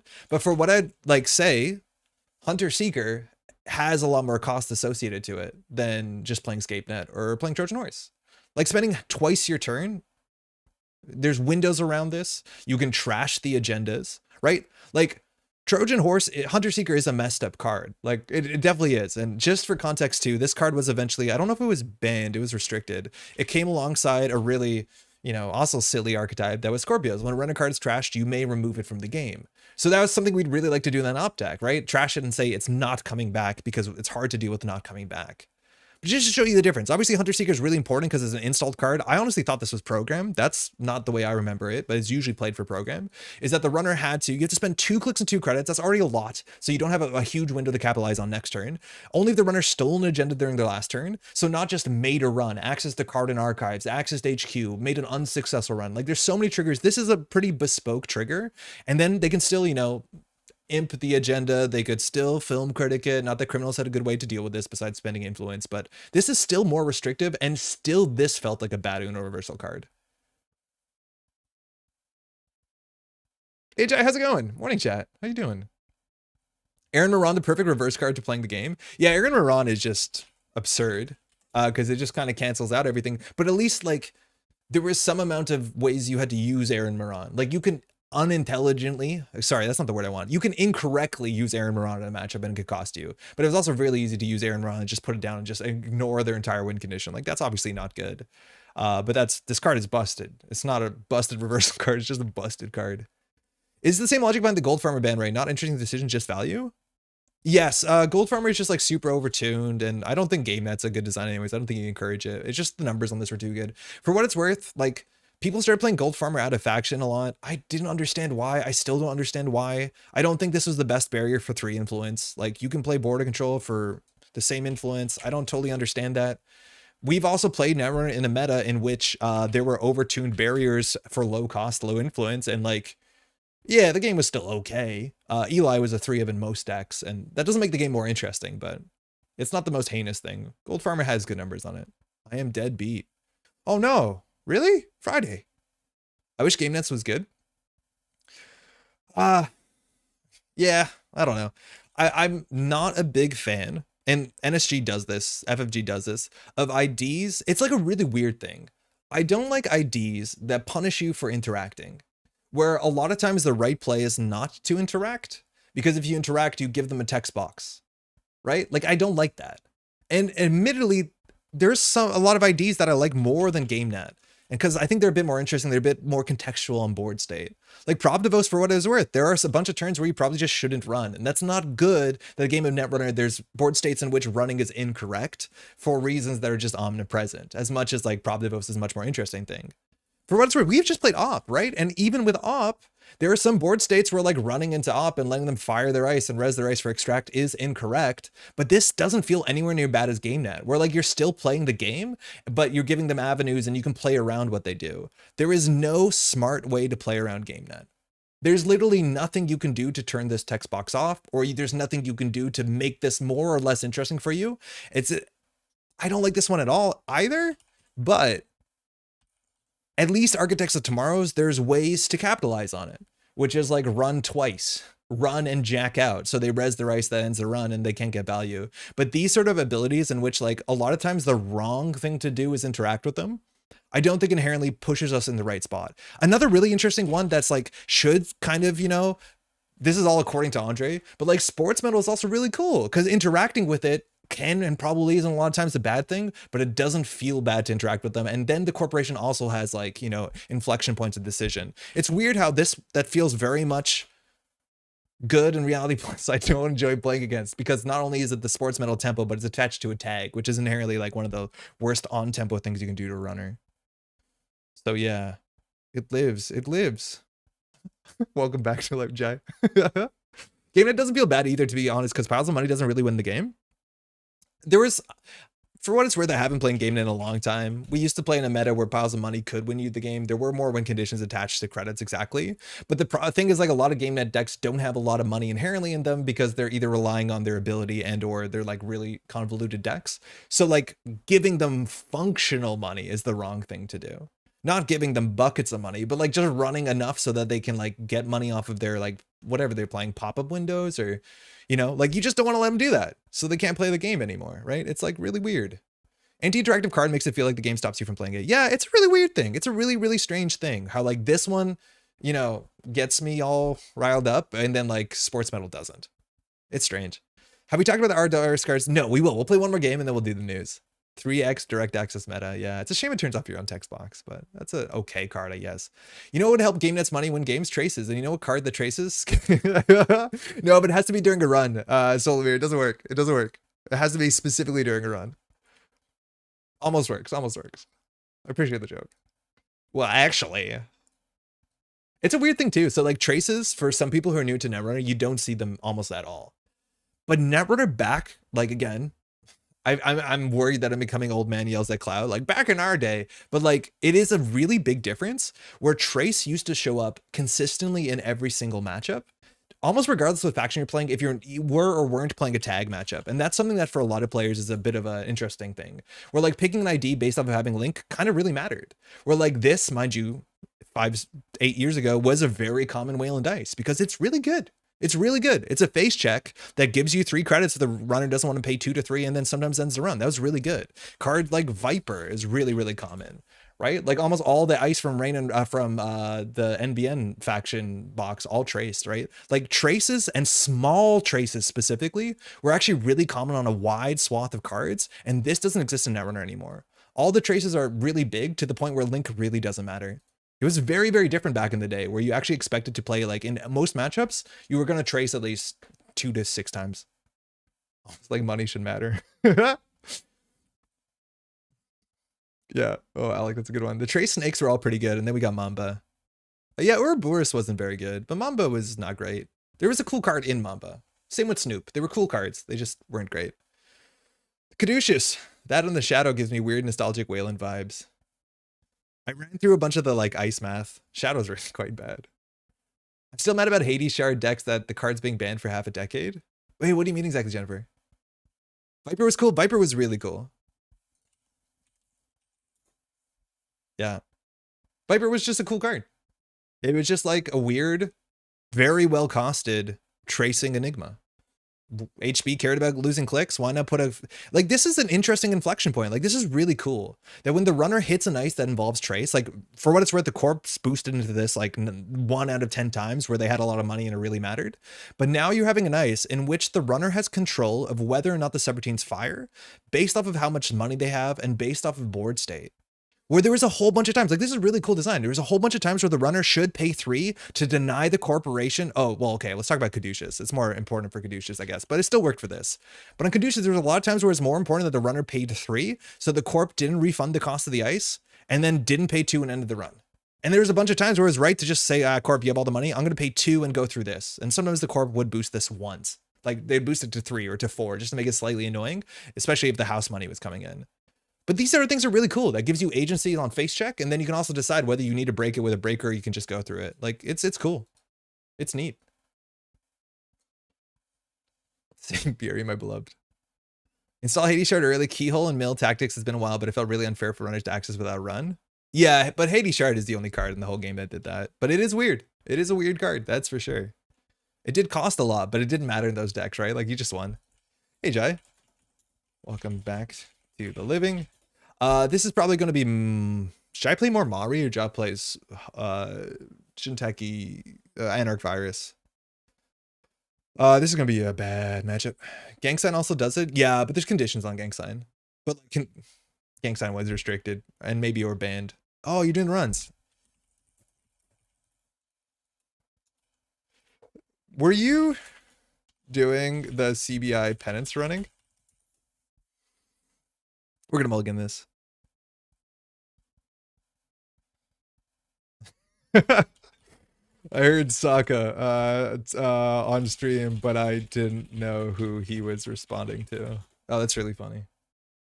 Dean's win versus Dandy using Hades Shard is incredible to watch on stream. Yes, there are some like really good historical moments where like you play around Hades Shard and like, you know, you fool him and then you jump to Hades Shard. Okay, this is the hand we have to play, which is good because it's the hand we have. Best of luck. Have fun. Jack kept. I remember an Ocarina deck where my idea was improved tracer and I had 3x Caduceus in it. Oh, that's really cool. It's also full AM for me, so that's the other part of the deadness. Oh, man. Okay. So how do we open with this? Like, we have an Archer. We can't really do much with this hand, right? Like, this is the problem with the 5/3s, which are really hard to do. So, like we have to play slightly more Glacier. Hosh is definitely going to rip through Centrals. Is that it, Kyle? APAC debuff is real? Oh, hold on. Okay, well, we'll pull that back. We'll pull that back. So, like, I don't know what to do here. If we open Spin Doctor, he's definitely going to run HQ. For what it's worth, if we have an SDS, like this is a reasonable play that he might spend his whole turn respecting. Because if this is an SDS, the only line that beats is install a program, charge this. Which if he installs like some nonsense program and charges this, it's not good because we have other SDSs. But like, I think this is the play we have. I have to hope that Jai figures this as an SDS out. Price. Hitting a strike fund, so he's already up on 6. Labor rates 1 gone. Buy a band's moshing. So again, we're playing into maybe buffer drive, but definitely at least 2 labor rates. Way to start the day. Whiff on the price. Playing the price into Rig Shooter actually does come with a real cost. We saw that at Worlds, albeit the player didn't know. So now they actually still don't have a target. Oh, they have daily cast, but they lost a botchless and boomerang. So still, if this is an SDS, we could just push it out. So he's going to do Audrey charge this. Yeah, you see, this is where he plays around the SDS, and this is really good because we made sure that he didn't have a Hoshiko axis. I'll shuffle. Because our opening hand was bad, we might as well shuffle. Oh man, this is not good. Now we need to ice up both centrals. We'll start here with the spin dock. Border control and HQ is probably the most important. We could crack him a virus to go get like a tattoo bola for R&D, which might be correct. I'm going to keep the Mavirus behind the op. You can't interact with the R&D run once it's initiated in any intelligent way. You have to do it before they initiate run, because if Jai runs, like you can't put the ice in front of him. You have to preempt it, which is, you know, not great. I wonder if we do Archer and R&D just so like he has a bit of respect here into Stavka, but I think with these sort of like mulch decks, you have 3 Samuel chips. There's not a lot you have to actually respect. God, how did you find that GIF, by the way?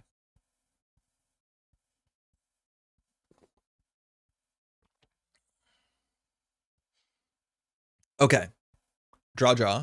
Hasn't got a Hoshiko. Can't just run archives. Can't challenge the spin doctor. We'll probably get him. Let him trash the spin doctor. Just running archives again. It's really good with Hoshiko. Oh, exclamation Hades on Slack. God's waiting for this moment for you. Yeah, I guess he has been ready. Okay, so that's a good turn. We have Sandstone for the remote server. We have Sandstone Mavirus. We have to like plan our whole turn because the next jam, if we do send a message, it's also just like reasonable to get the send a message on the table if we are going to have like, sorry, we want to get an archer on the table if we have a send a message in hand. So this might like do a run. We could consider extracting the spin doctor. Ideally, we're extracting something of a bit more value than this. But next turn, we could jam to send a message. We might have wanted to draw here first because the 12th credit doesn't actually matter. Having another card is really important. This deck doesn't have a lot of card draw. So I think spending a fair bit of time just clicking to draw. I think getting the hostile is so important. It's maybe hard. Yeah, okay. So we won Magnet. He's dealt with this. Oh, not anymore. We can always purge into the Sandstone. So he's 2 clicks left here. This is really awkward because we just lost him a virus. We probably should have just put this on centrals. So we res the Sandstone. We have a Sandstone. And he uses the Botulus. I think we just don't res the Sandstone. The question is whether we use the Mavirus. I think we do just use the Mavirus because we only pay a 1 credit premium to get a 2-cost card. It will probably have to be a Tattoo Bola. Then he doesn't access with Hosh. Doesn't hit with Audrey. So we get a Tattoo Bola. The question is, where do we put it? We could put it on server 3. If we have another Mavirus, we don't mind about the Botulus Sandstone. We also could get a Magnet out sooner. So I think we could do the Tattoo Bola. It's totally free. We jam out to send a message. It's a bit tricky. But Sandstone is really, really well dealt with Botulus. That's obvious. Okay, Fermenter's down. Hoshiko flips back, which is fine. If we do install advance, we go into 7. He has to break Tattoo Bola. That would be trash 1 card, another Botulus, another Boomerang. We've seen 1 of each of those. So 2 Botulus, 1 Boomerang. So he probably has 1 more Boomerang, 1 more Botulus. Just install Cleaver is like totally an option here. Actually, maybe we should res the Sandstone so that we can extract it. That might have been smarter. Yeah, that probably is smarter. Because just getting double Tattoo Bola might be annoying enough. Yeah, I think realizing what our next turn is, we can just push this out and see if he has something. Like, we could use a bit of money. This feels a bit slow. But hopefully he overextends here. I wonder how scared he is. His MU is full too, which is kind of okay. And if he runs here, then we'll res the Sandstone and we can do like extract as much as we can jam send a message. Like 5-3s are kind of really hard to be jammy. So I think we have to, yeah, slow down and play kind of at a different pace. I think we need to build for Not for momentum. I think we have to build for inevitability. I think when I last played this into Fuddruckers, like they were gatekeepering, and so they were a fair bit faster. And it's like, how do we rig shoot against 3 simulchip, 2 labor rights, buffer drive? It's so difficult. I genuinely think magnets, more of them would be really good here. I asked for priority. It's nonsense, but it's fine. What is Fuddruckers? It's a hamburger place. Oh, it was a player that we played in the second round in our Arsana video that just went up. I described the players as CTZ Smurf. Yeah, it is about timing, right? Yeah, we gotta do the good timing. It's an American semi-casual burger chain. Is it a buffet? So this we can't res, which is kind of telling. Like if that was a stop go, we would like let it fly. Also, just having the sandstone res so that we can pull a half rune, an off rune. Like we really messed up resing the sandstone. It's gonna follow us for a while. Yeah, yo, Ben, we're playing StandObb. How you doing? It's been really rough. This is our second game against like lots of recursion anarchs, and I don't think this is a good start. Oof. Okay, well the sandstone fixed itself as much as simulchip, but that's 3 points up. No trashes so far on Audrey, but that's definitely a good start.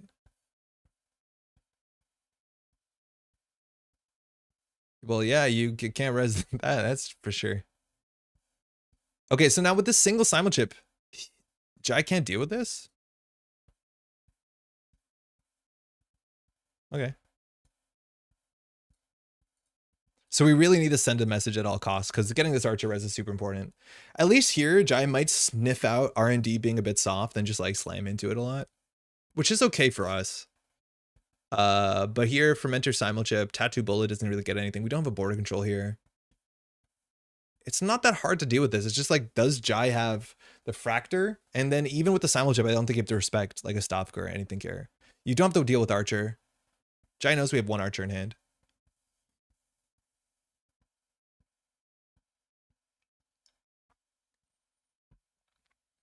Why is this called StandObb?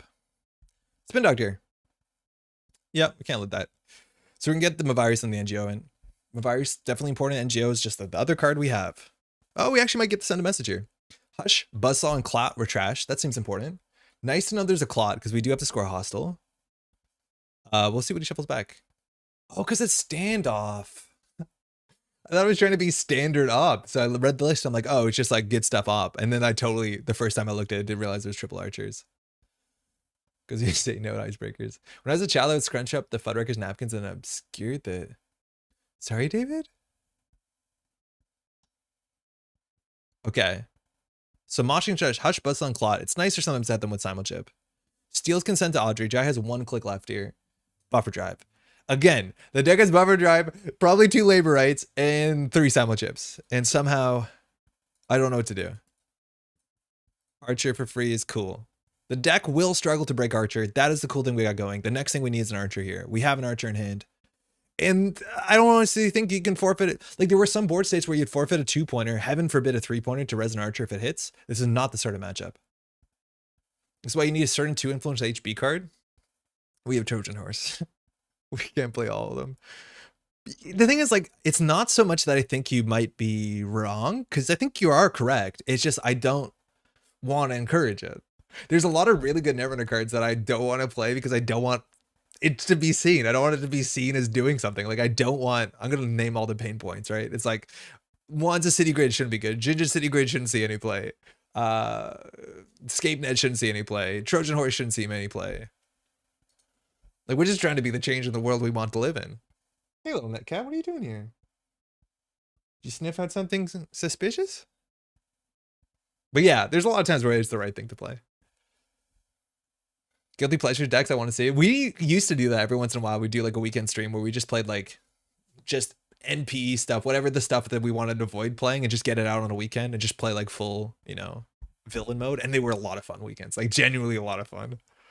I miss Daily League Rehearsal. Host has gone through a fair bit of cards, 18 in the heap.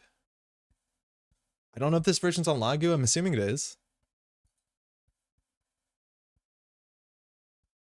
Is this like Augustus's Treatise version? with like the one in solidarity badge. That one had Diesel too, I think. Cat on stream. Pick her up. She's gone. She's up to something. She's sniffing the floor. I wonder if she smells. She's on the trail. Jai looks like doesn't got what Jai wants. Oh, I see what you mean. Take the DDRU off of Fuddruckers. Okay. Yeah, all right. There's a restaurant in Ontario that's called, it's like probably a similar thing, a buffet called Mother Tucker's, which I think has like big Fuddruckers energy. How many decks did we make where we started with some intent? We put in Ganked and Brainstorm and then claimed to feel bad as they fish like Brainstorm turn 2? Asked me like 3 times. That's honestly sounds a bit high. That sounds higher than I thought it'd be. Okay. How do you do anything with this hand? So what can we do? We can make Tattoo Bowl into an Ice Wall for 6 extra credits. That's basically Tattoo Bowl as text. That's okay. We need to get a small agenda to go. We have a Mavirus, which means we can get Afrun. Keeping a Mavirus on the table, which means if Jai runs into the Archer, we can Afrun, but you can react by simul-chipping. So Afrun is actually not that good as long as you keep a simul-chip around, because you can just flicker whatever breaker you have. We haven't seen a cookbook yet, which is pretty notable. We also took the Mavirus out of archives. There's actually some considerations where you don't want to do that. That's something that from the other side of the table is so obvious when the corporation takes Mavirus out of archives and you're like, oh, sick, I have a way to run with Knob Curry, that I need to reconsider that. But having Mavirus and Op is better. I think with HB, I would leave it in archives for sure. So we open with Spin Doctor. Like in terms of the economy draws, we have 2 more extracts, 2 hedge funds, 2 regos, 1 more NGO front. Yeah. This server seems really, really bad. It's just a matter of time before a Cleaver comes down, a Boomerang comes down, because we don't have... Let's just start here. Okay, so we have Stavka. We don't have a 3-cost or res. We can do Stavka Mavirus. That being said, trashing the Audrey, not that important. I don't know how far is overextension.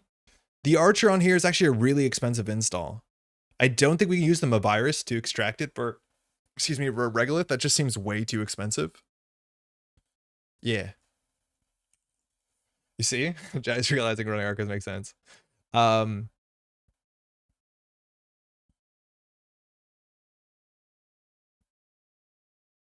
So I don't know what to do here. We could go for this, and maybe we can score this out next turn. I don't think we'll Mavirus for a 2-kana because Maviruses are just too valuable in this matchup. 100% that Trojan Horse is effed up, but Escape not that big of a deal. Just some standard retribution allow you your own portrait. Yeah, but that card was bad. That card was just not played. ScapeNet's a bit better, and it RFGs, and it hits way more targets. Like, wasn't Foxfire just Trojans? No, sorry, it was just like Link cards and Virtuals. I don't think it's a good design. I just like the art. That's a really bad Spin Doctor, but I don't want to give an Audrey counter. Okay, so we could purge here. We might as well just not, because we're going to purge when, you know, it makes sense. Flag goes down. Okay. So we can do advance on the standoff. I don't think we'll purge him a virus. We'll see what happens here. We're going to draw a card. But now we can threaten the Archer, which is good. Foxfire is garbage, but I'm okay with giving Corpse some mean tools.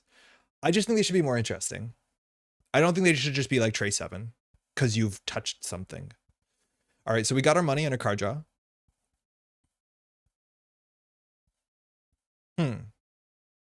Like, this is not good. Okay, this is not great. But if ScapeNet's Trace was Strength Threat, that's not good, because you still play a late game. I don't know. I just don't like those. You ran and access something and trash one of your things. That just doesn't seem like what you want it to be. Okay, so Archer's really important. We have Archer Mavirus, which is Archer Afrun. If we do an R&D again, at the end of the day, it still doesn't matter. It's so much effort for not a lot. But we definitely want to get an Archer rezzed. I think the pressure is going to come on HQ next turn. So I'm not going to make the mistake of archering up 2 centrals, but this deck wants to rip through centrals. I think this might be okay. It's obviously a bit strange, but it might be okay. It's hard for Audrey to beat Archer. But we're just on the clock. The later the game goes, the more likely they are to put everything together. I don't know how to get out of this. Knobcreer and the Audrey is fine. We have a virus. It's expensive, but it's fine. But this server's not very good. We need a border control. For what it's worth, the Hoshiko decks do struggle a bit to border control, but Jai's playing this great. We need to extract something to get value. Icing up archives is not that important. Like for every run Jai makes on our archives, like the virus just fixes it. This is our last spin doctor. We could spin doctor, hope for a hedge fund. Ah, Lago. I don't want to put in server 3. Trash a cookbook. Oh, added a cookbook to the bottom of the stack. Okay. So Wake Up Call is really good in the matchup to threaten the Knob Curry and take the damage. Like that is something. Like this is already a better design where they have choices. That's not around spending 7 credits. Icing up archives is probably just fine because if it's rezzed, it's rezzed. Icing up Spin Doctor is a bit weird. The archives run to keep Hoshigo up is a better part of the Audrey run. I honestly think that we keep this up just so that we have a chance of swinging a baseball bat here. We might just extract for 3 credits. Haven't done that in a really long time. I don't know what else we're extracting here. This is really difficult. Because the Spin Doctor is obviously worth... I'm just extracting for 3? Oh, yikes. Feels bad.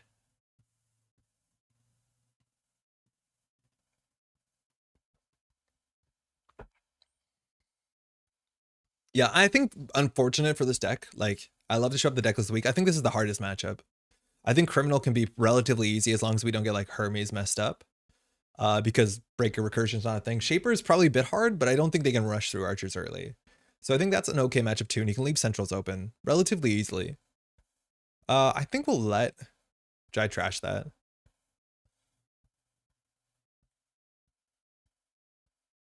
Cool.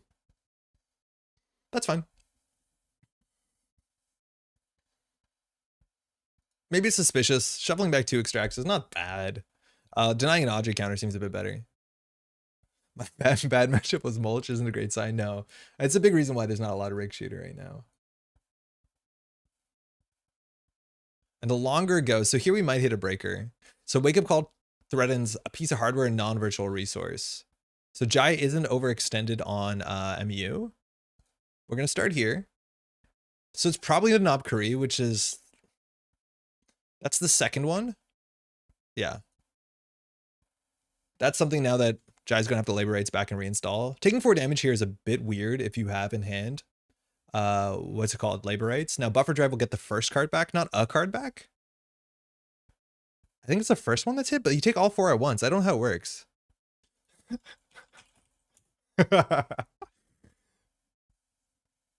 Jai went to bed really late. We're giving him the proper wake up call that they wanted.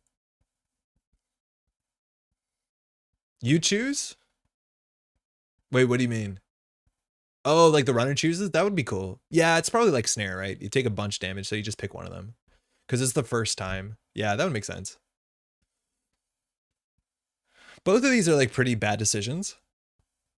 All right, Lost Paladin for Mental Lago Mimic. That was not bad. Oh, seeing that Jai's on Mimic is like pretty okay for the Archer deck. All right.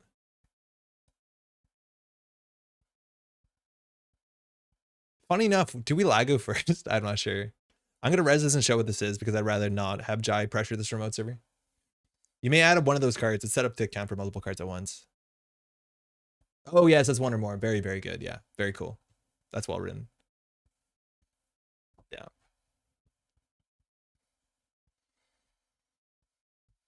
All right. Didn't hit any recursion. We're 2 simulchips in terms of like what does the simulchip get us access to. We have access to 2 botulists as a buzzsaw. We now have cookbooks, so we can always flicker the Audrey, bring in botulists with 2 counters, which deals with some parts of the Archer. It deals with the Stavka relatively well. Miss Bones, I think, yo, that's not good. That's not what we wanted. Well, actually, huh. Do we want the tattoo bullet to go off here? I think we do. It's a shame to Mavirus now. But the Mavirus is going to go off anyways.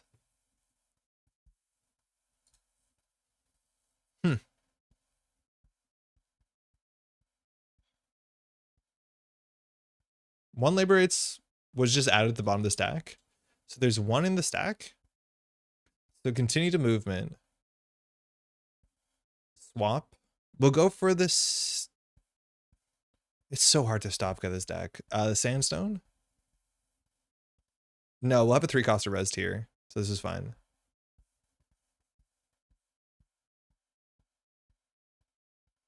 So we'll res Sandstone.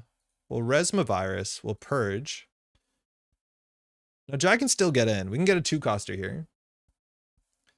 We're trying to tax the chips. We want the Sandstone res so we have staff from. Exactly, yeah. So here we want to get the Tattoo Bola. It's nice to stack it on the server because unless Jai gets on a cleaver, it does get taxed out eventually. So put that on server 3. Now the Sandstone, Jai can react it with the Simul chip, but no programs have been trashed, so it is relatively expensive. We have to do all the resing on encounter, on approach, so it will still get the counter. We can't, well, we could purge on encounter, but Jai would break it. So we get a Regolith here. Talking about extract. So we can just take the money. I wonder if it was worth considering pushing there. Hoshiko's unflipped. We definitely just want a border control there. We don't have it. We have Stavka Sandstone into Afrun as long as we don't draw it. So I think we'll push next turn. We might just want to get one more piece of ice there. Yeah, I think we just need to like do this. We have to make something very difficult. Okay. Let's try that.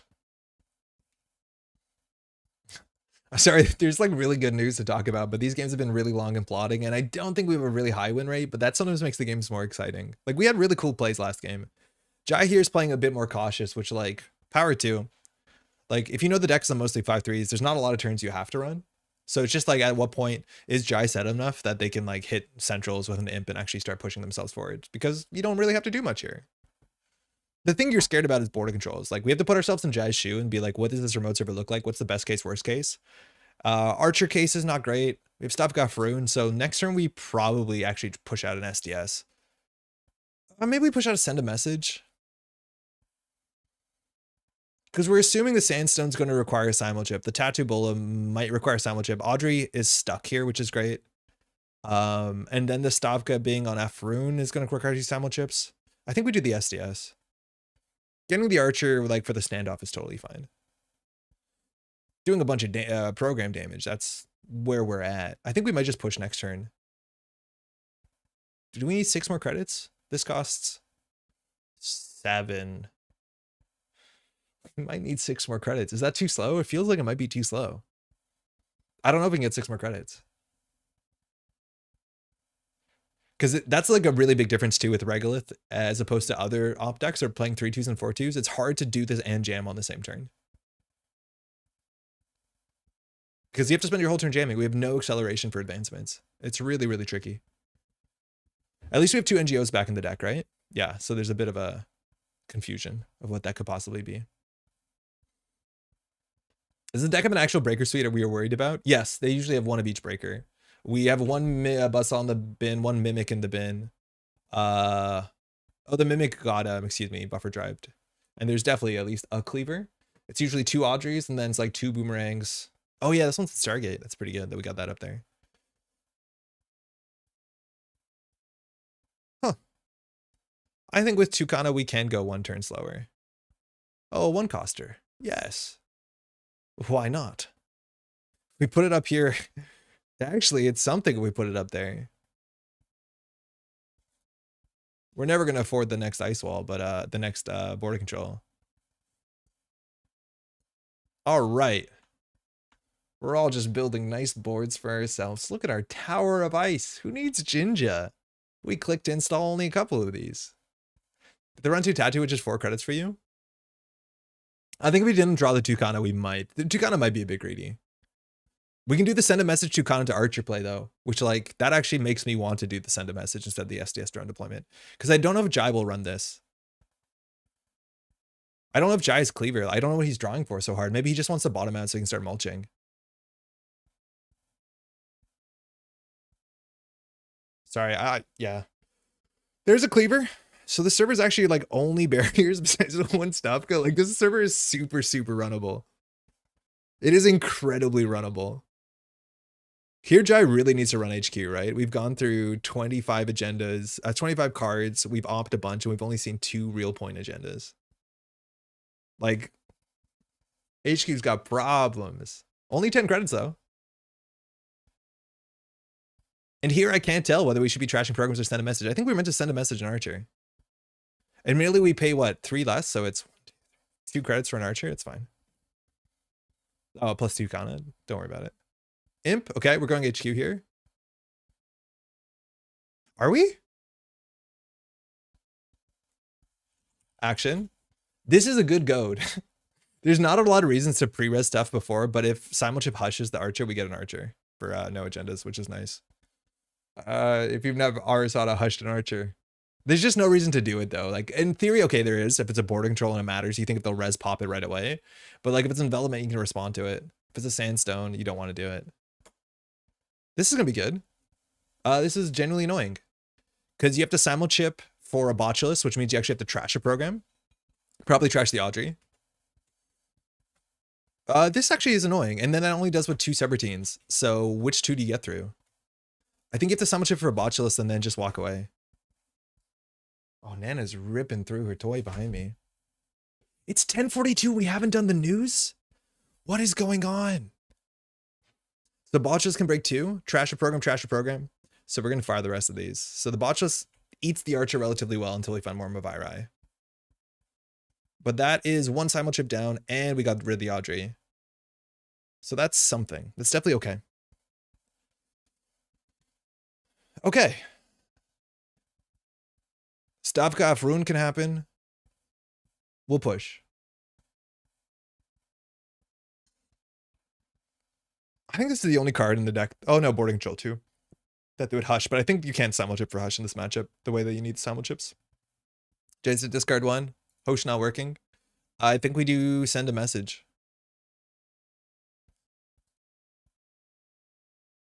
Imp Rex or SDS plans? It does. It even Rex or send a message plan. But if we scored it, doesn't, right? Oh, hit a strike fund out that. That's so bad when they get a strike fund. This looks like an agenda. Probably, again, we've gone through 26 cards, right?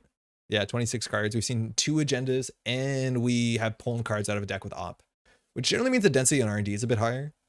We're scared if there's like a Simulchip on the Archer, because then it'll come in with 3 tokens, and then you can just run it once per turn with Imp. Oh, sorry, like once on the upcoming turn. If you do it on our turn, that's not good. I'm pretty sure also look at this version is very luckily not on Tranquilizer. The influence goes to like Boomerang, and maybe this one has also Diesel. But yeah, if you Tranquilize an Archer, it's like GG.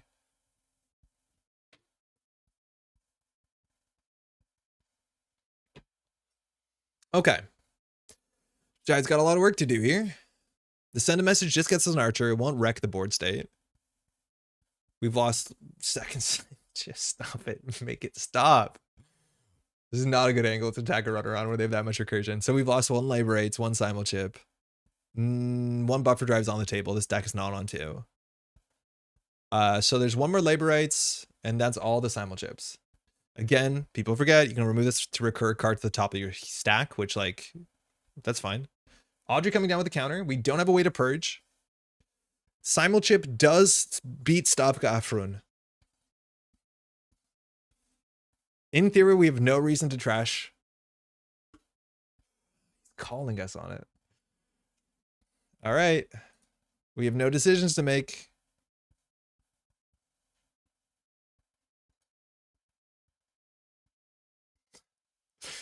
Action.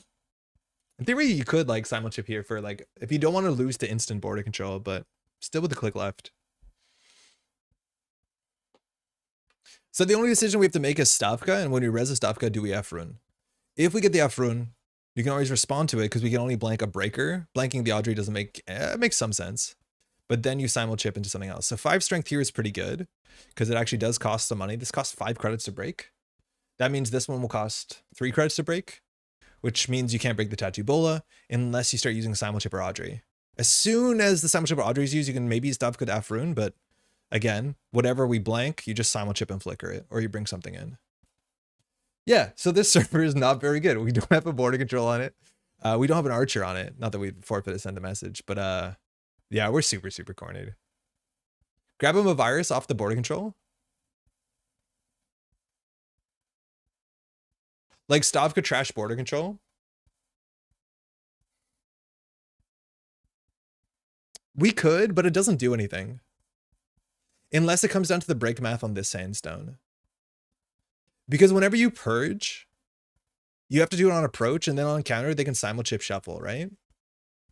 It depends on how many botulists and simulchip are left. You're right. We have to think through it, and we have to like enter the tank a fair bit.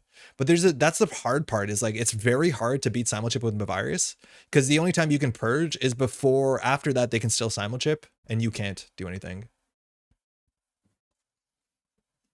All right.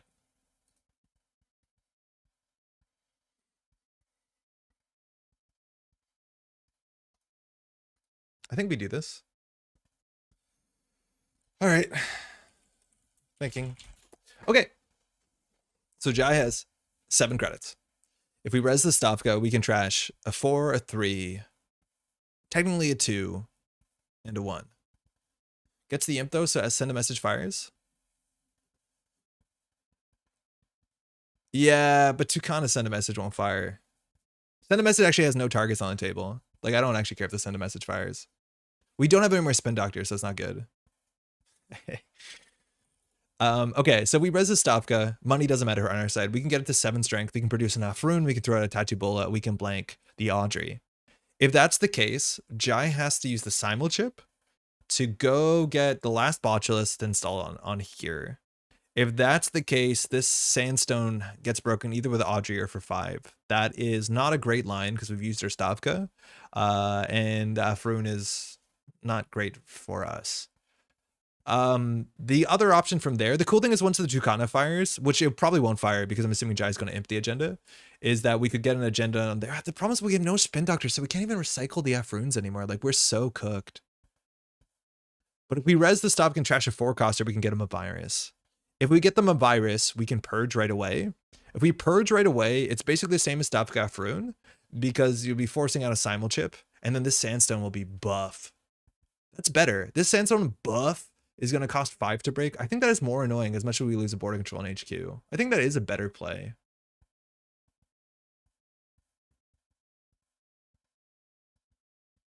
It's not good though, but it's a better play. And also, we can't purge out the imp because of Nopkuri. Trashing a border control seems so messed up.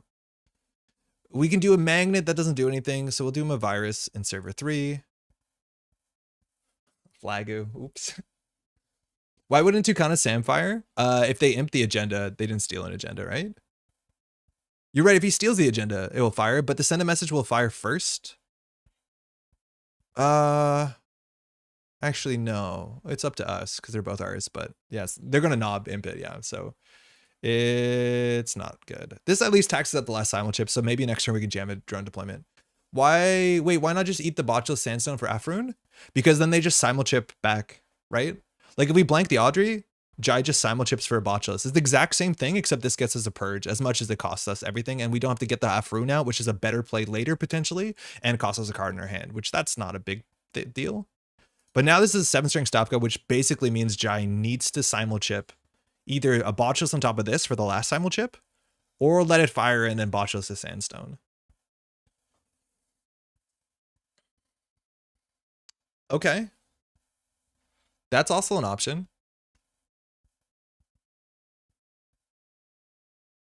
That's cool. So now we really need to keep Jai out of every server. This takes 3 cards from hand. Yeah, we have Rune here, right? Like, it just brings this Audrey, so this exact same playline works, except we didn't purge out this Botchus and this Imp, which is like, it's okay. But it's nicer to keep the Afrune in our deck for later, if we ever get the third Mavirus, or yeah, the third Mavirus. Because a lot of people mess this up, and like, that's the idea, is that if you run to this Archer, we have a Mavirus, we can Afrune you into this Archer. With 2 Audreys, it's actually really hard to Afrune someone, though. So now this will be 5 credits. Oh, Jai, Audrey made money, too. They already trashed the program this turn? Yes. Yeah, on the first Botchus, they trashed the Botchus on Archer. Okay, so here we don't res the Tucana. No doubt that Jai's going to put the agenda on the virus counter from Nopkri on Imp, which means we're going to res the Tucana for nothing because it's not going to fire. Jai plays good. Jai's not going to mess this up. And if we res the Tucana, Jai definitely doesn't mess this up. So the right line here is put it on the Imp, access the agenda, the advanced card, and then you access what could be a Mavirus. As much as this probably isn't a virus because of all the nonsense we did. Oh my god. Oh no, Jai messed it up! Jai, we were betting on you! Oh my god. Oh my god, I gave Jai the benefit of the doubt. And they absolutely played me. Why would it have been worth trashing everything in the server? What do you mean? That's really funny. Oh man, that's really, really rough. Would have been worth trashing everything in the server. Oh, like trashing all of this? Not really, because we don't have any more spin doctors. And this is better because Jai commits further down the run. Like, Jai paid money for the sandstone.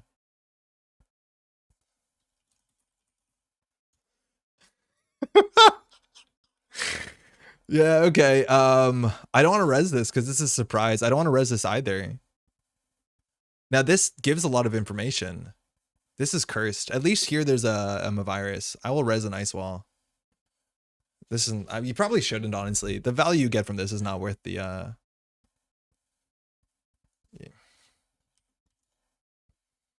Does it text another run and scare the ice wall res as someone else, something else?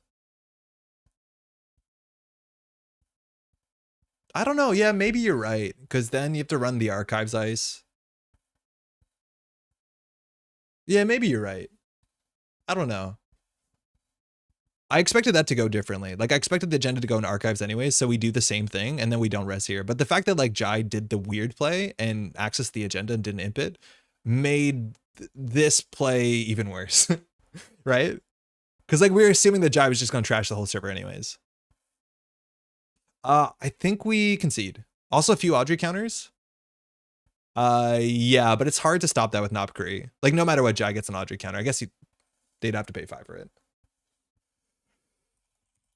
Okay, so we have a small window here. It revolves around labor rights being a thing or whatever. We've seen 1 labor rights in the bin, 3 simul chips are out. The breakers are 2 Audreys with 3 counters. So this is 1 credit, this is free. This is going to be 4 credits. The Stavka is annoying, the sandstone. This is run for relatively free. We're going to just take the wild play, which is install advance, advance, advance, and assume that Jai is scared that this is something worse than it is. If this works, it's really good for us. If it doesn't work, we lose the game anyways, which is totally fine because we're playing from behind. We have to take risky plays, and there's a lot of news to talk about. I can't believe it's already 11. Yeah, for sure. So Jai thinking on Lago makes me think that they might have the last labor rights not in hand yet, because that's the only really bad thing to rip here. Like, all your simul chips are gone, and Lagu is going to trash, 20% of your deck, draw 20% of your deck. And if you lose the second labor rights, like, this is all that Jai's working with. Make sure when you're playing a Lagu, you don't say install advance events, you say install and you wait. Trash to steel skin scarring. I guess actually you should just Lagu all the time because you have buffer drive, right? Is there a reason to worry about that? We're so cooked. We're so cooked.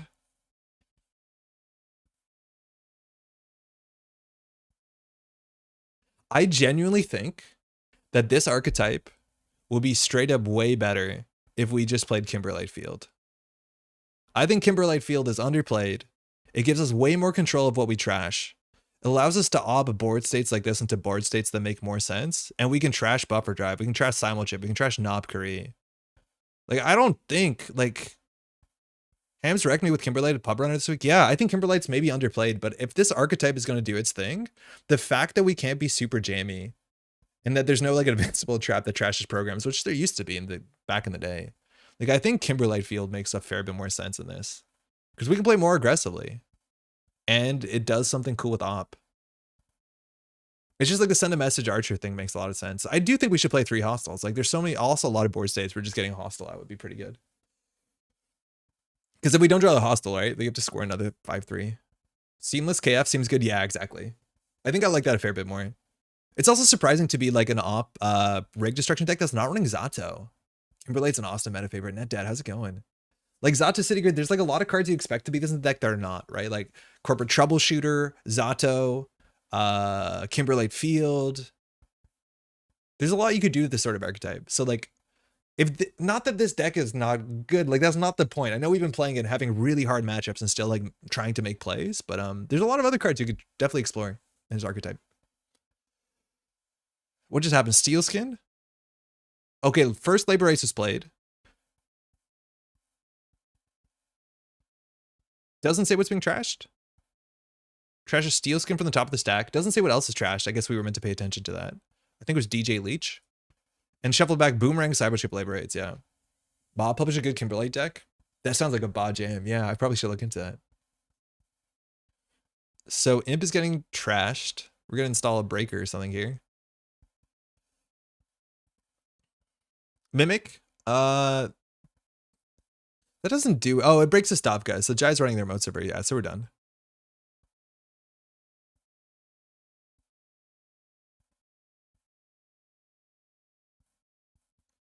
Yeah, this is the only ice in the whole deck it breaks, which is 2 strength Stavka. So if we had a Mavirus here, we actually could do Mavirus into half run, which still, with 2 Audreys, there's no way to cut it. We should probably just concede here to stop all the clicking. Is there any way it doesn't get in? So this is free. This is free. This is free. This is free. Yeah, no, that's it. Good game. Let's talk about the news. Thanks for the game. Yeah, I totally thought you'd imp that agenda. So I didn't res the Tucano or anything. It got me so good. Yeah, we were still in a really bad spot. All right. So we got some really good news. There's a story, a short story. We're not going to read it because we'll read it with Pat in the near future, I think. But Pat published a story, which I think was published a couple minutes before other really good news. Give us 1 second. Yeah, for sure.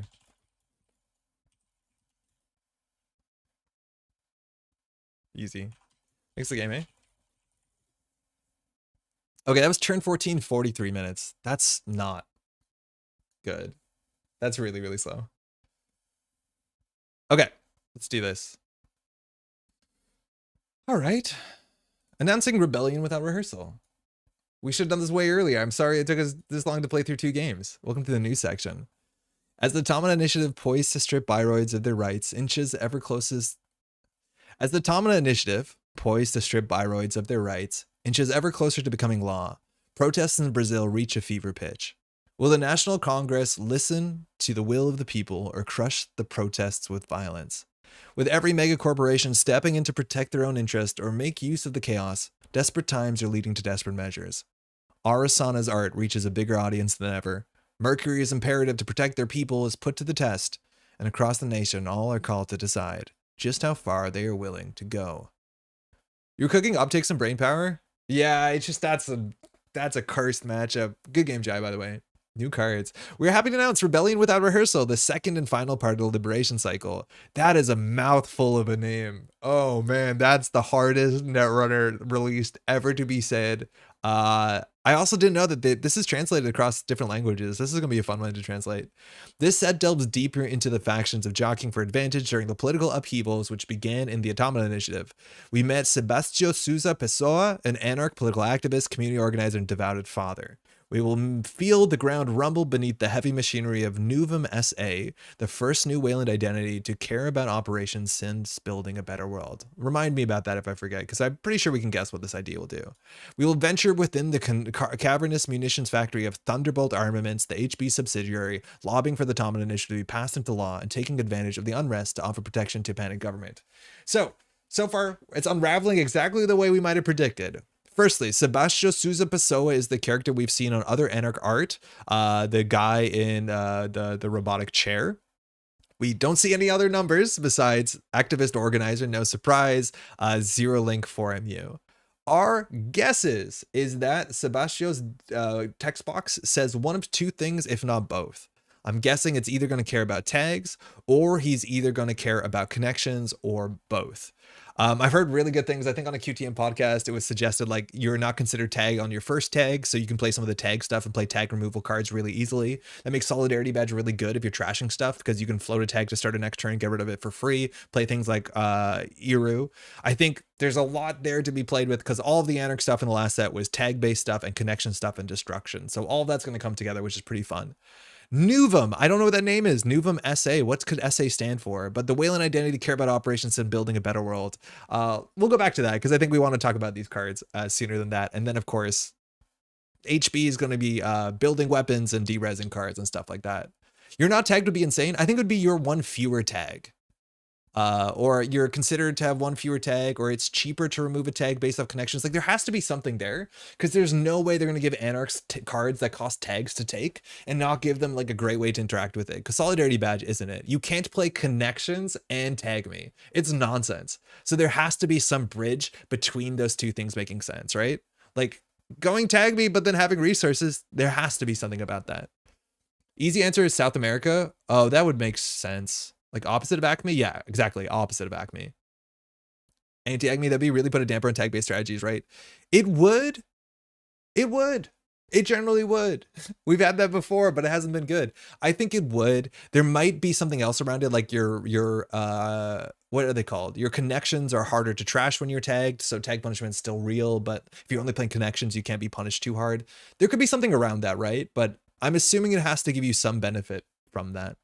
We do see a new card though. This is Burner.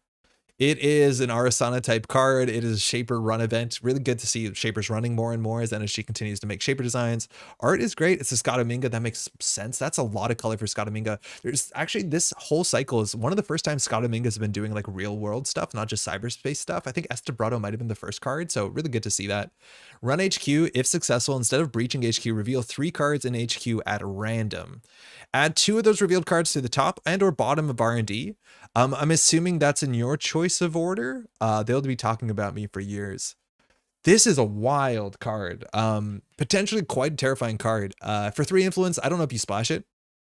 Giving Shaper a really strong HQ pressure card has a world of difference. In the basis that like you can leave HQ on ice classically against Shaper since the dawn of time, barring Escher, which isn't real, but this is totally different.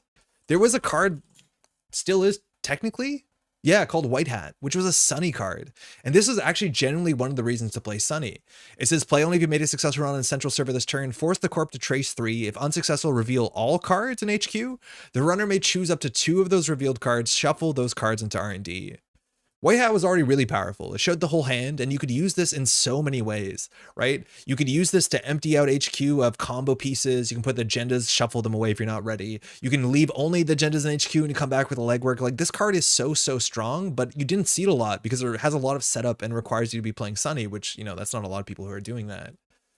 But with this card, if you run HQ, of course, you can just put agendas and whatever you want on the top of the deck. But if you see operations, if you see fast advance pieces, if you see combo cards, if you see snares, you just put them on the bottom of the deck, right? For 1 cost, run HQ, disassemble a corpse win condition.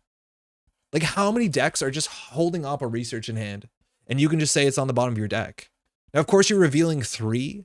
If you see an agenda, you can leave it there. You can put it on top of R&D, depends what's more protected. Then you can go back in HQ. And mind you, this means that HQ next turn or after the next click will have 3 cards in it, which means Legwork sees all the cards in HQ. Like it's that simple. This is so potentially quite strong.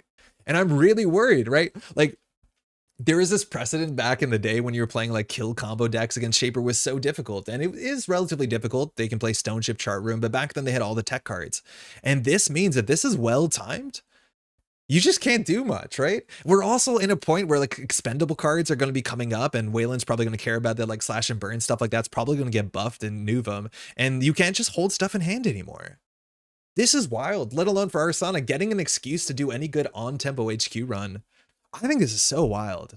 This is an absurd card, and maybe this is, I don't exactly believe it, but to me, potentially has a pinhole, depending how powerful this is. I think pinhole is much more easily playable and splashable 1 influence and solves a lot of issues. But the whole idea where like certain archetypes are just so hurt by pinhole, there are going to be certain archetypes that are just going to be really hurt by this card. Run HQ disassemble combo. It is so absolutely wild. Hey Izzy, how's it going? Mild art spoiler, the game graffiti design shows up in the splash art for the companion short story. Oh, cool, because I know there's graffiti also on the well, because they talk about graffiti on the actual vehicle, but I guess it's in the background somewhere. I'm not going to open it. We'll open a bit. I don't know, the numbers of times I whiffed Embezzle makes me think Burner isn't as good, but the difference with Embezzle is that it's just a finance card and a trash card and you whiff. Burner doesn't whiff, right? Like at a minimum, okay, so check this out. This is a bad example because this is a bad card. This card saw no play. But at minimum, this card says run HQ, trash 2 cards at random. That's what it says. It says run HQ, trash 2 cards at random for 1 credit. It doesn't matter if you're not doing anything like very, very like big brain with this. Run HQ for 1 credit, see 2 cards, put them on the bottom of the deck. That's not exactly trashed, but it's functionally trashed. Even the thing with embezzle is if you miss the type, it's useless. I actually think embezzle is a bit too feast or famine. But with this thing, you can also hit agendas. That's a big problem with embezzle. You can't. This thing is so easy to play. Also, the difference with embezzle and criminal is that they ice up HQ. People don't ice up HQ against Shaper. This is going to fire nonsense on turn 1. Like, you know, you have a good hand, you don't ice HQ against a Shaper. I don't know if you do this turn 1. You probably don't, but like, it can just stop you straight. Yo, Wenjang, Société Anonyme is a French term for a public limited company, PLC, and has many equivalents all over the world. Oh, super cool. That could be it too. Very cool. Thank you. Mad deck's really sad with that one. Yeah, any combo deck is really, really difficult. Q showing off for corpse.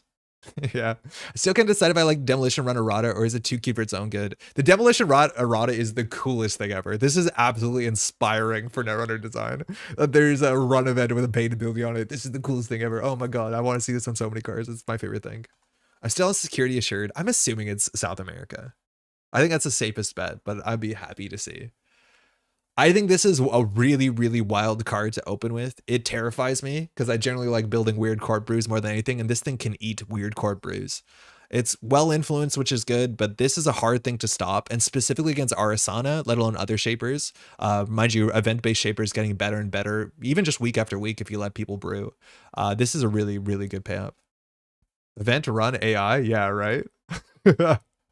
Okay, other things we can see. So, cupulation. So if I'm not mistaken, cupulation is some part of like the extraction process where you remove valuable material from other material. Yeah, separation of gold is different from impurities by melting the impure metal in a couple cupel. I don't know how to say that, but yeah, that's the sort of process with the bin. So we're assuming that this is a criminal, it's a program, it takes 1 MU, that this is going to generate some sort of value from, I don't know, bankroll equivalent. It says something agenda card you are accessing, I don't know, and then it says reminder text. If it was, couldn't tell you what it is, maybe someone says, is program as a 1 credit and trash this additional card. So you're going to have to trash this at some point, I think, and get some sort of value. I don't know if you cash it when you access something, whether this is like when you hit an agenda, instead of stealing it, you can trash it, get money. That's some sort of film critic type effect, but it definitely does something quite interesting. Does the Jiteki Ice have space for 1 more subtype? Sentry AP Destroyer. Oh shit, that's easy to check. I just can't do it live. But the question is whether it has another. It's I think Observer would be too long. It's also, I think the subtypes, barring the first subtype, are usually alphabetical. It kind of looks maybe like it could have another subtype. Let's look at one. Let's look at let's look at a one by NSG. Film critic has text, which is honestly terrifying. Yeah, I know. It looks like there could be another subtype. Okay, hold on. We can do this live. Open image, a new tab. Save image as. Wait, I should have one of these. I have one of these probably somewhere. I have a Jiteki Eyes. Okay, hold on. Add image. I'll just find a Jiteki card and I'll overlay it. We can do it live. Let me just grab. What's a Jiteki card from? Sorry, this is taking me a second. The Tomina Initiative. We'll do NSG rips. Is there a teeny? Okay, that's a perfect example. Okay, you see the Atini? Let's do this. So we're gonna grab the Atini. We're gonna make it about the same size. We need to rotate it. How the heck do you rotate here? Can I free rotate? Are you only gonna let me rotate a bit? I want to free rotate. Okay. Rotation, is this in real time? Okay, 10? Okay, we got this. We're working. So this is probably, it's post 90. So let's say 100. 110. 108. Okay, good. And then if we align it on top of it, it's a bit like 107. Hold on, now I'm in the way.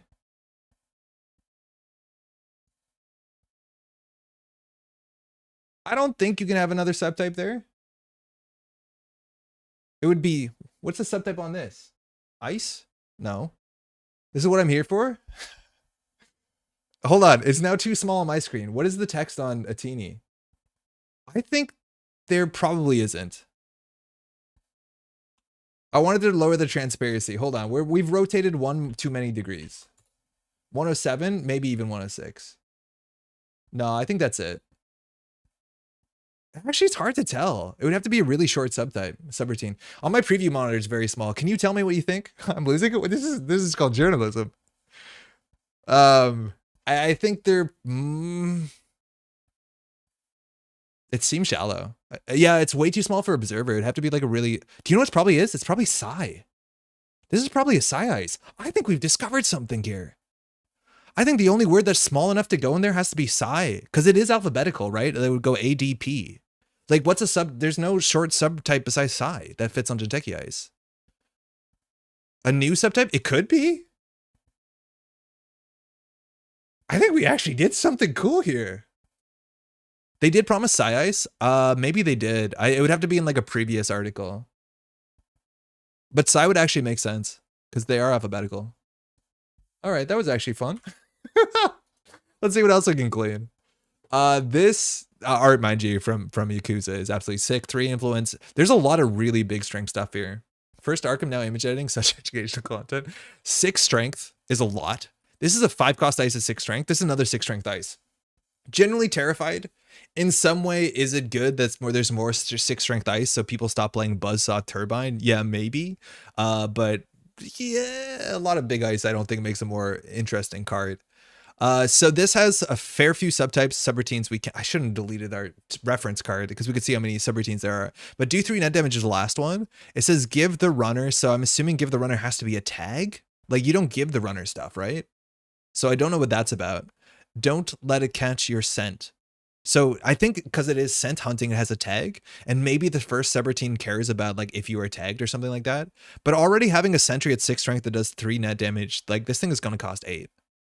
Give the runner 5 credits. It doesn't make a lot of sense for a snake. Give the runner a kiss on the cheek. Give the runner a high five. You've done good.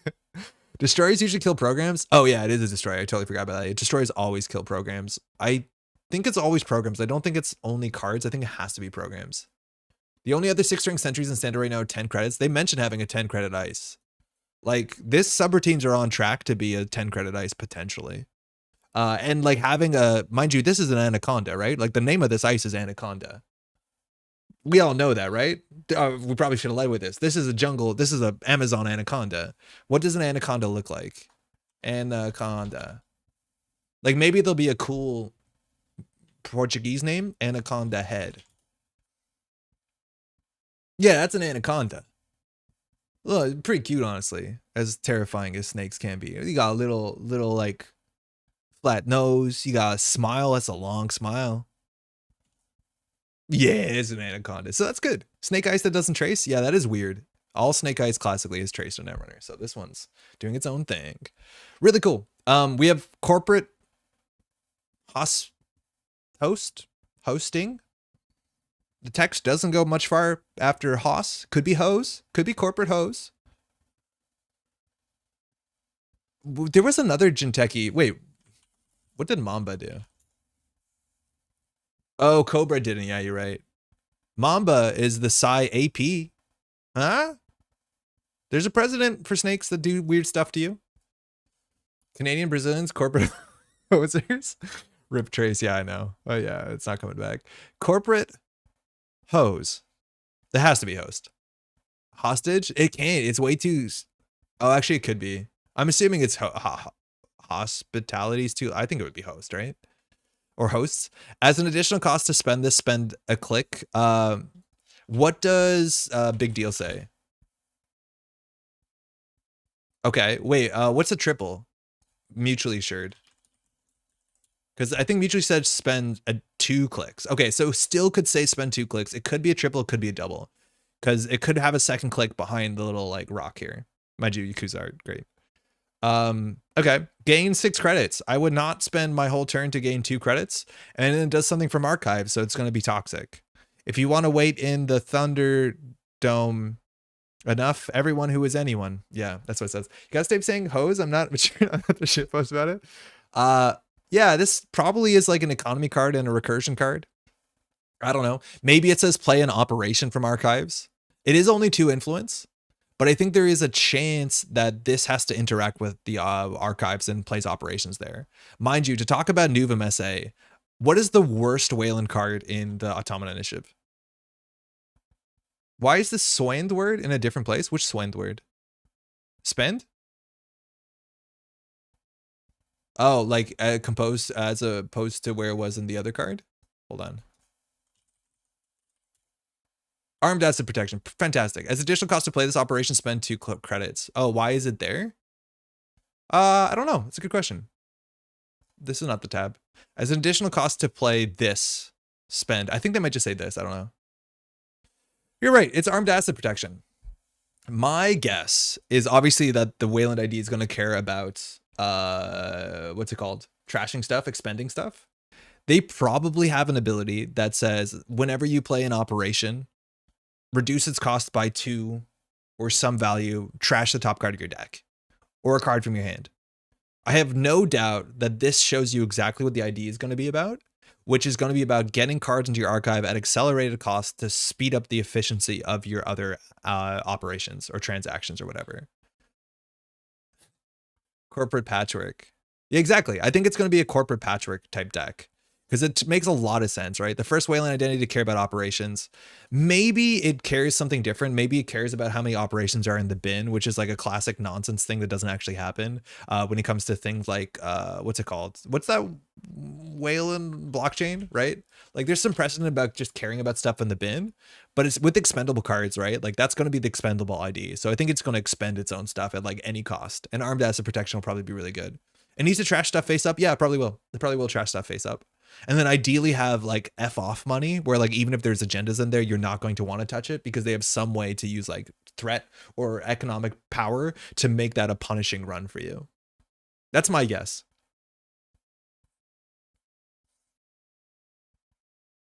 Okay. 5 cost, illicit AP code gate. So illicit generally means that when you res this, take a bad publicity. There's a chance because it's an NBN card, it'll also have the Balan Chow text, which is you can also remove a tag to res this for free or take a bad publicity. I would kind of bet on that because that seems so misplaced on Balan Chow, but it makes a lot more sense on the NBN card. Too bad I'll steal the agenda then burner away the punishment. Yeah, that's exactly what I'm scared about burner. It's just like literally do whatever you want because the corporation can't do anything to you, like which is exactly kind of the point of the art, I guess. End the run. So my guess is that this card does some amount of net damage, and then it says end the run if the runner has less cards, if there are more cards in HQ than in the grip. So maybe it's like draw a card, do 1 net damage, then end the run. So it's going to be an NBN card that cares about cards in hand. Or maybe it would be if there's less cards in HQ in the grip. But no, it's AP. It's going to do damage. So yeah, draw 2, deal 2. I'm pretty sure it's going to be like deal 2 net damage, deal 3 net damage, then end the run if the corp has more cards in hand. That makes a lot of sense. It's NBN. Mind you, has NBN cared about low hand size? NBN cares more about big hand size, so that's a bit weird. People suspecting it's identical to Balan Chow if you replace cards with credits. Oh shit, that is such a good idea. Yeah, that's a really smart look at it. So it's just Balan Chow. So this is the text we're talking about. Then it'd be like, yeah, draw 2 cards, the runner loses 2 cards, and the runner has more cards in hand than the runner. Oh, that's really cool design. That's 5/6. Yeah, I would bet good money on that. That's a really, really good idea. 3 net damage on a 5 res, 6 strength code gauge. Kentucky would love it. Yeah, I think it's like lose 2 cards. Maybe it's not net damage. Maybe it's they discard cards, so it's their choice, which is not very good. But if you have to take a bad publicity for the ice, it might actually balance out the fact that those subroutines are really good. But I'm assuming it's going to, yeah, being similar to Balan Chow is really good. Whose art is this? I feel like we should be able to tell off of the art style. To me, it looks like a mixture of Mancinian, Ed, right? Like it kind of looks like this, sort of, but also it looks like Vampy, right? Like it kind of has, oh, they're both Ed Mancinian. That makes a lot of sense. Maybe balance sheet? Maybe. It's cool. I want to see more of it. It definitely looks like some sort of creature. We have no idea of the name. Last card here is a Wayland card. It's something, I'm assuming it's Capsule. What it looks like, that might be wrong. It's probably a 5/3. When the runner steals this agenda. Oh, what's the text on send a message? How does it word itself? When this agenda is scored or stolen? Nope, this is when this steals this agenda. You may add cards from archives to HQ. So again, that works really well if you're trashing your own cards. I'm assuming you may add cards from archives to HQ, I guess. Oh, piranhas. Yeah, it has to be piranhas. Yeah, you're totally right. That makes sense. With the Amazon theme, you see a bunch in the background. They do look like piranhas. A piranha opening its mouth, I haven't seen it like that, but it is eating. Yeah, that I think piranhas is a really safe bet. That's like very, very Amazonian. Good shout out, Chris. And then something with this agenda, place 2 advancements, place 2 power counters. Now this text at the bottom, this bold text, that bold text only shows up if this card's been designed by someone, right? You don't see this bolding on, like, this is welcome to weird Netrunner content. This like 6 pixels here means that this was designed by somebody. Keyword? You think it's keyword? Hold on. Joyride? Joy. Ride? Because that happens like that. You may add operation from archives to HQ. You may score this agenda, place 2 agenda counters, spend an agenda counter to add operation from archives to HQ. Oh, that'd be cool. Yeah, that's reasonable. It's convoluted, but I see what it's getting at. Yeah, that you can use as recursion piece and safety for archives. It's weird to give Wayland to Vitruvius, but if it's for operations, I guess. It looks like this, but this text is actually like way smaller than that. Maybe that is. Oh no, that says operation. I think that says operation. I think it's add an operation. So like if we look at what's a way, keyword operation. Yeah, I think you're right. That's, no, that's not operation. It ends in TON. Champ attribution looks like it's a lot lower card. Yeah, it's a lot lower and it doesn't have, it's like a weirder font. It's much crushed. I don't think it's a champ card. I think actually, yeah, that might be operation. It might be a keyword. Because keywords are bolded. To the top? Yeah, but why is it bolded like that? Or is that just what, like the sort of thing, like an optical illusion where if you get too close, it gets darker? I don't know. I genuinely don't know. Okay. Cool. Then there's a bunch of like these things. These things are really weird because like NSG always writes a bunch of these that are like super not exciting, and then other ones which are like, okay. So mixed bag, but I'm genuinely super, super excited for the set. A new operation subtype. Okay. More threat cards. Yeah, of course. A 10 cost dice. Generally, the more I play Netrunner, the more I don't like big ice, but people love big ice. 2 new cards with the academic subtype. That's cool because it will be the first 2 cards in the standard format. They're legal with the academic subtype, so it's good to get more of those. The first ever card with both executive and sysop subtypes. Okay. Sysop subtype, the way that they'll be doing in the set, it's really fun. I'm assuming we're going to see a movable sysop for every faction. A new runner win condition. I think this is probably the one that excites more people. I don't know what that would possibly be. I'm really worried about runner extra win conditions because classically in Netrunner, all other runner win conditions have been pretty linear in an unexciting way. Some new operation subtype quadruple. I might be weird templating. Mad's attribution's higher than Joyride. Yeah, but this font is different, right? Like the size of the font, like the letter here is like the exact same size of the font of the letters up here. It's just bolded. What is a word? What is an NSG card that has a highlighted subtype on it? Does pivot? No, pivot has not card type. Keeling was legal? Not anymore. Is there any card that cares about subtypes? Top tier journalism? ScapeNet? No, yeah, that's too old. That's before NSG figured out they're like got their templating on board. Actually, probably what's that bad one that just popped up there? Armed asset protection. That's actually probably one. Nope, doesn't. Psy, Adrian, no, none of them have the text. I don't know why I searched Psy. None of them have the bolded thing. Harmonics, maybe. Maybe harmonics say for harmonics. Wraparound. Yeah, you see, this is exactly what I'm talking about. This is the font weighting on the card. This harmonic font weighting. That's exactly the sort of bold that is on this agenda. So this agenda clearly cares about a subtype. I think it's the hosted agenda counter bold, but that's a weird place to put a hosted agenda counter. Right? Thinking of cards that have hosted agenda counters that are modern. Failing to think about hosted agenda counters that are modern. Failed to think of a hosted agenda counters. Alice? Yeah, but the templating on these things are much older. But that looks similar. That's another like bold templating. But no, there's no way it would be down here, right? It goes way too far. Like this looks like it says operation, but then the TON are next to each other. It looks like it says singleton. Like that's a, is that the new subtype? Is that the new operation subtype? Singleton, which are only 1 imps per deck? Search your deck for a singleton. Holy shit, this might say singleton. Does this say singleton? It's a 1 imp per deck, and we gave Wayland busted operations, and you have to grind your deck for them. GLET, it could. It's a ton. It looks like a ton. It doesn't look like it's an operation. It looks like it's a single ton. LETON. I don't know. I don't have the ability to pull this font up and line it up, but let me tell you, somebody will. Somebody will. It's part of a cost, I think. Remove counters, something to the top. Yeah, I just don't know what it'd be. I don't know what that'd be. Anyways, we were here. A new Mythic Ice. That's cool. Again, I don't like big ice, but whatever. A 2 influence neutral event.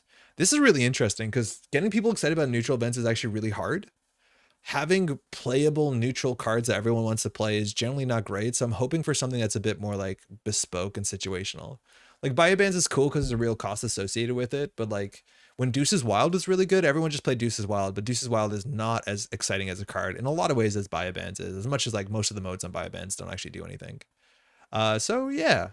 It's weird. A lot of the times where they put out these like things, they're like, I feel like if you just wrote an ice with a big ass snake on it, I'd be like, yeah. But when they say like a 10 cost ice, I'm like, okay. Rebellion without rehearsal will contain 65 new cards, including 3 new identity cards. So Anarch, Wayland, HB. It'll be available in our online store through our print on demand places and free downloadable print and play PDFs. Okay. Upon release, Rebellion without rehearsal will become legal immediately in casual tier tournaments and after 2 weeks in competitive tier events.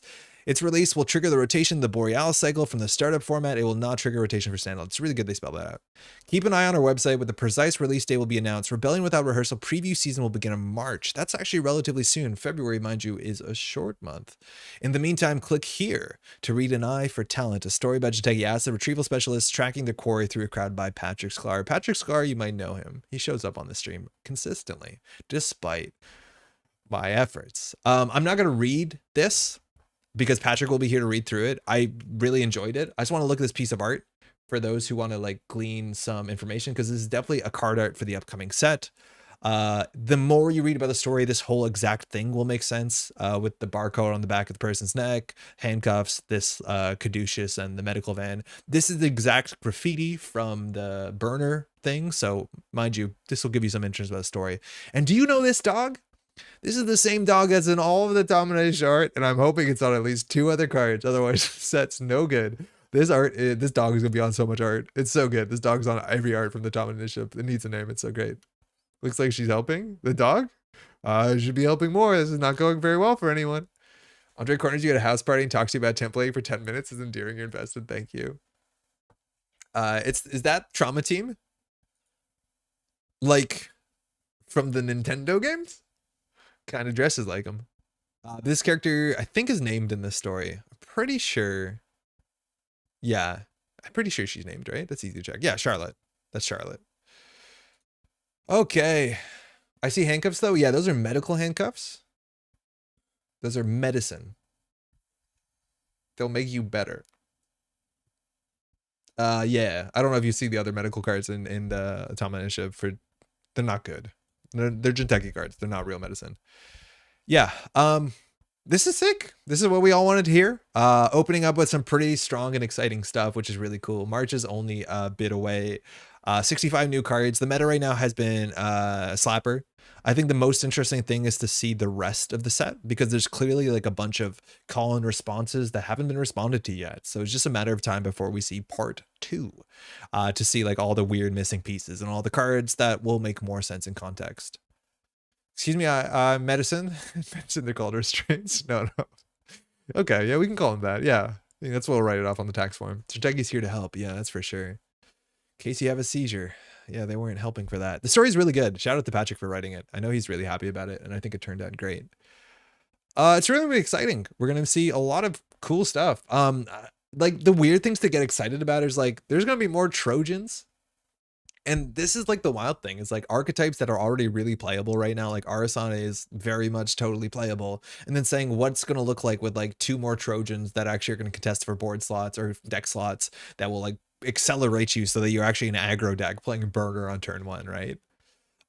It's wild. Like there's even the small things that can come out that will just like absolutely change things incredibly. So pay no mind to the fact that Sieges came for Jinteki Ice net damage. Look. Yeah, no, this is cool. I'm really, really excited for this. This is we were waiting for this for a while. It's good to know it's March too.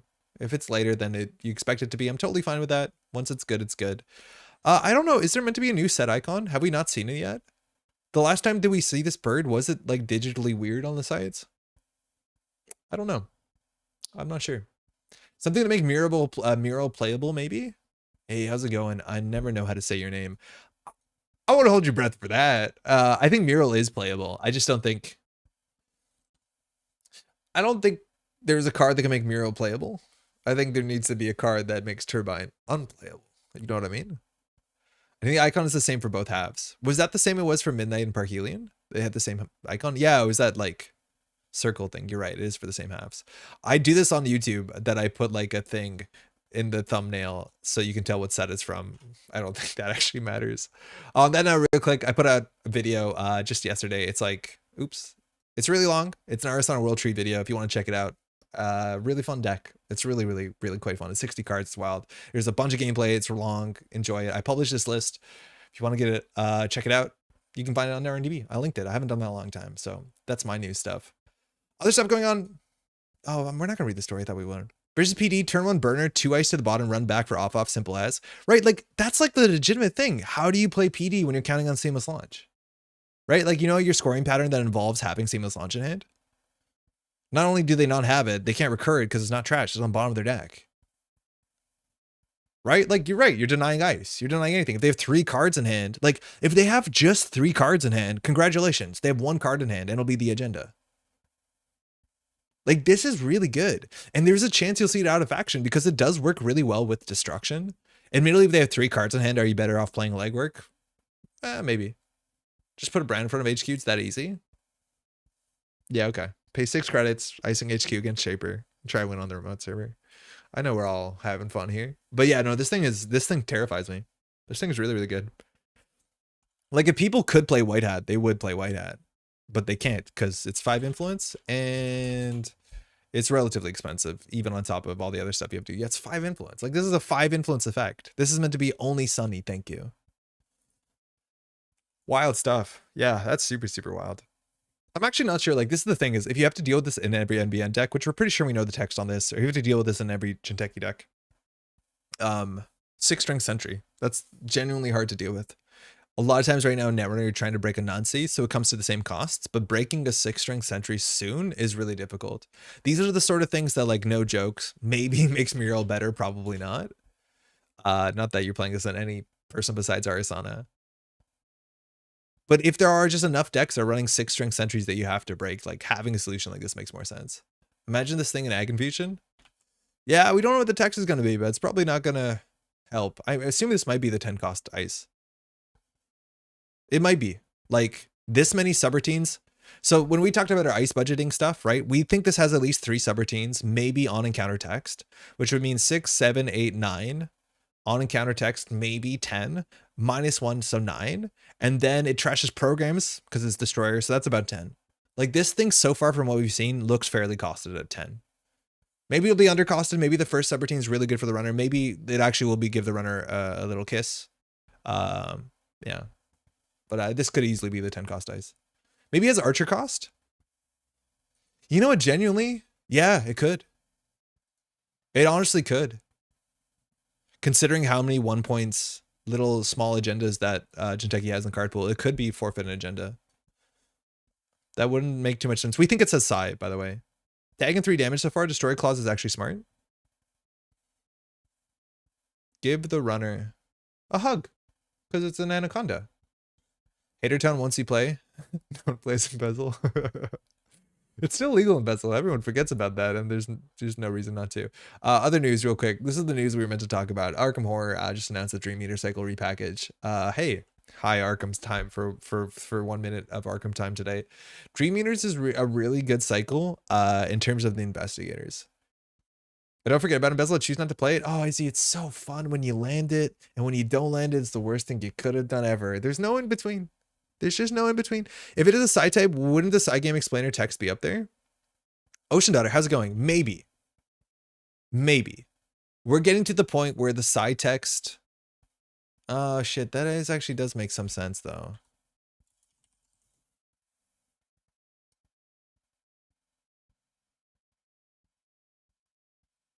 Because the beginning might just be play a side game, none of this text, and then just because like this one is overwrought. Most side games just say if the bid differs, do something, right? Like it could be this long. There's probably enough room for that. Yeah, there's not. Maybe not. Okay, sorry, real quickly. There's two parts to these boxes. One part is like all the player cards, and the other part is the campaign itself. The player cards, at least the investigators in the Dream Eater cycle, are some of the best investigators ever made, and not exactly in terms of power level, but in terms of having fun. Even in power level. Like, I'm more talking about this as the most fun investigators, but Patrice Hathaway will ruin Arkham for you. Just ruin Arkham for you, because it's really, really just the coolest thing ever. Luke is super cool. Mandy's really fun, especially Tabooed, where you have to play a 50 card deck. Tommy is fine. Tony is an absolute monster. Like, these are just some of the best 5 investigators to ever come out in a single box. All of them have very, very unique and fun things to do. The campaign itself, mixed bag, because you have to play 2 mini campaigns, and I don't think I like any of them that much, but I haven't played in a long time, so I have to reevaluate it. But it's not a lot of people's favorite campaign, but the investigators are just absolute fire. If the bid differs, trash a program, that's a scary one to play. That's a scary, scary side game. I just don't think there's enough room for that, that's for sure. There's not a lot of space for text. Okay, is there more news? I don't think so. A lot of stuff is going on, mind you. Sokka has been doing a lot of streaming. And a lot of other people are going to be streaming too, doing what's it called, Fight Club stuff. I've been really enjoying watching Sokka stream.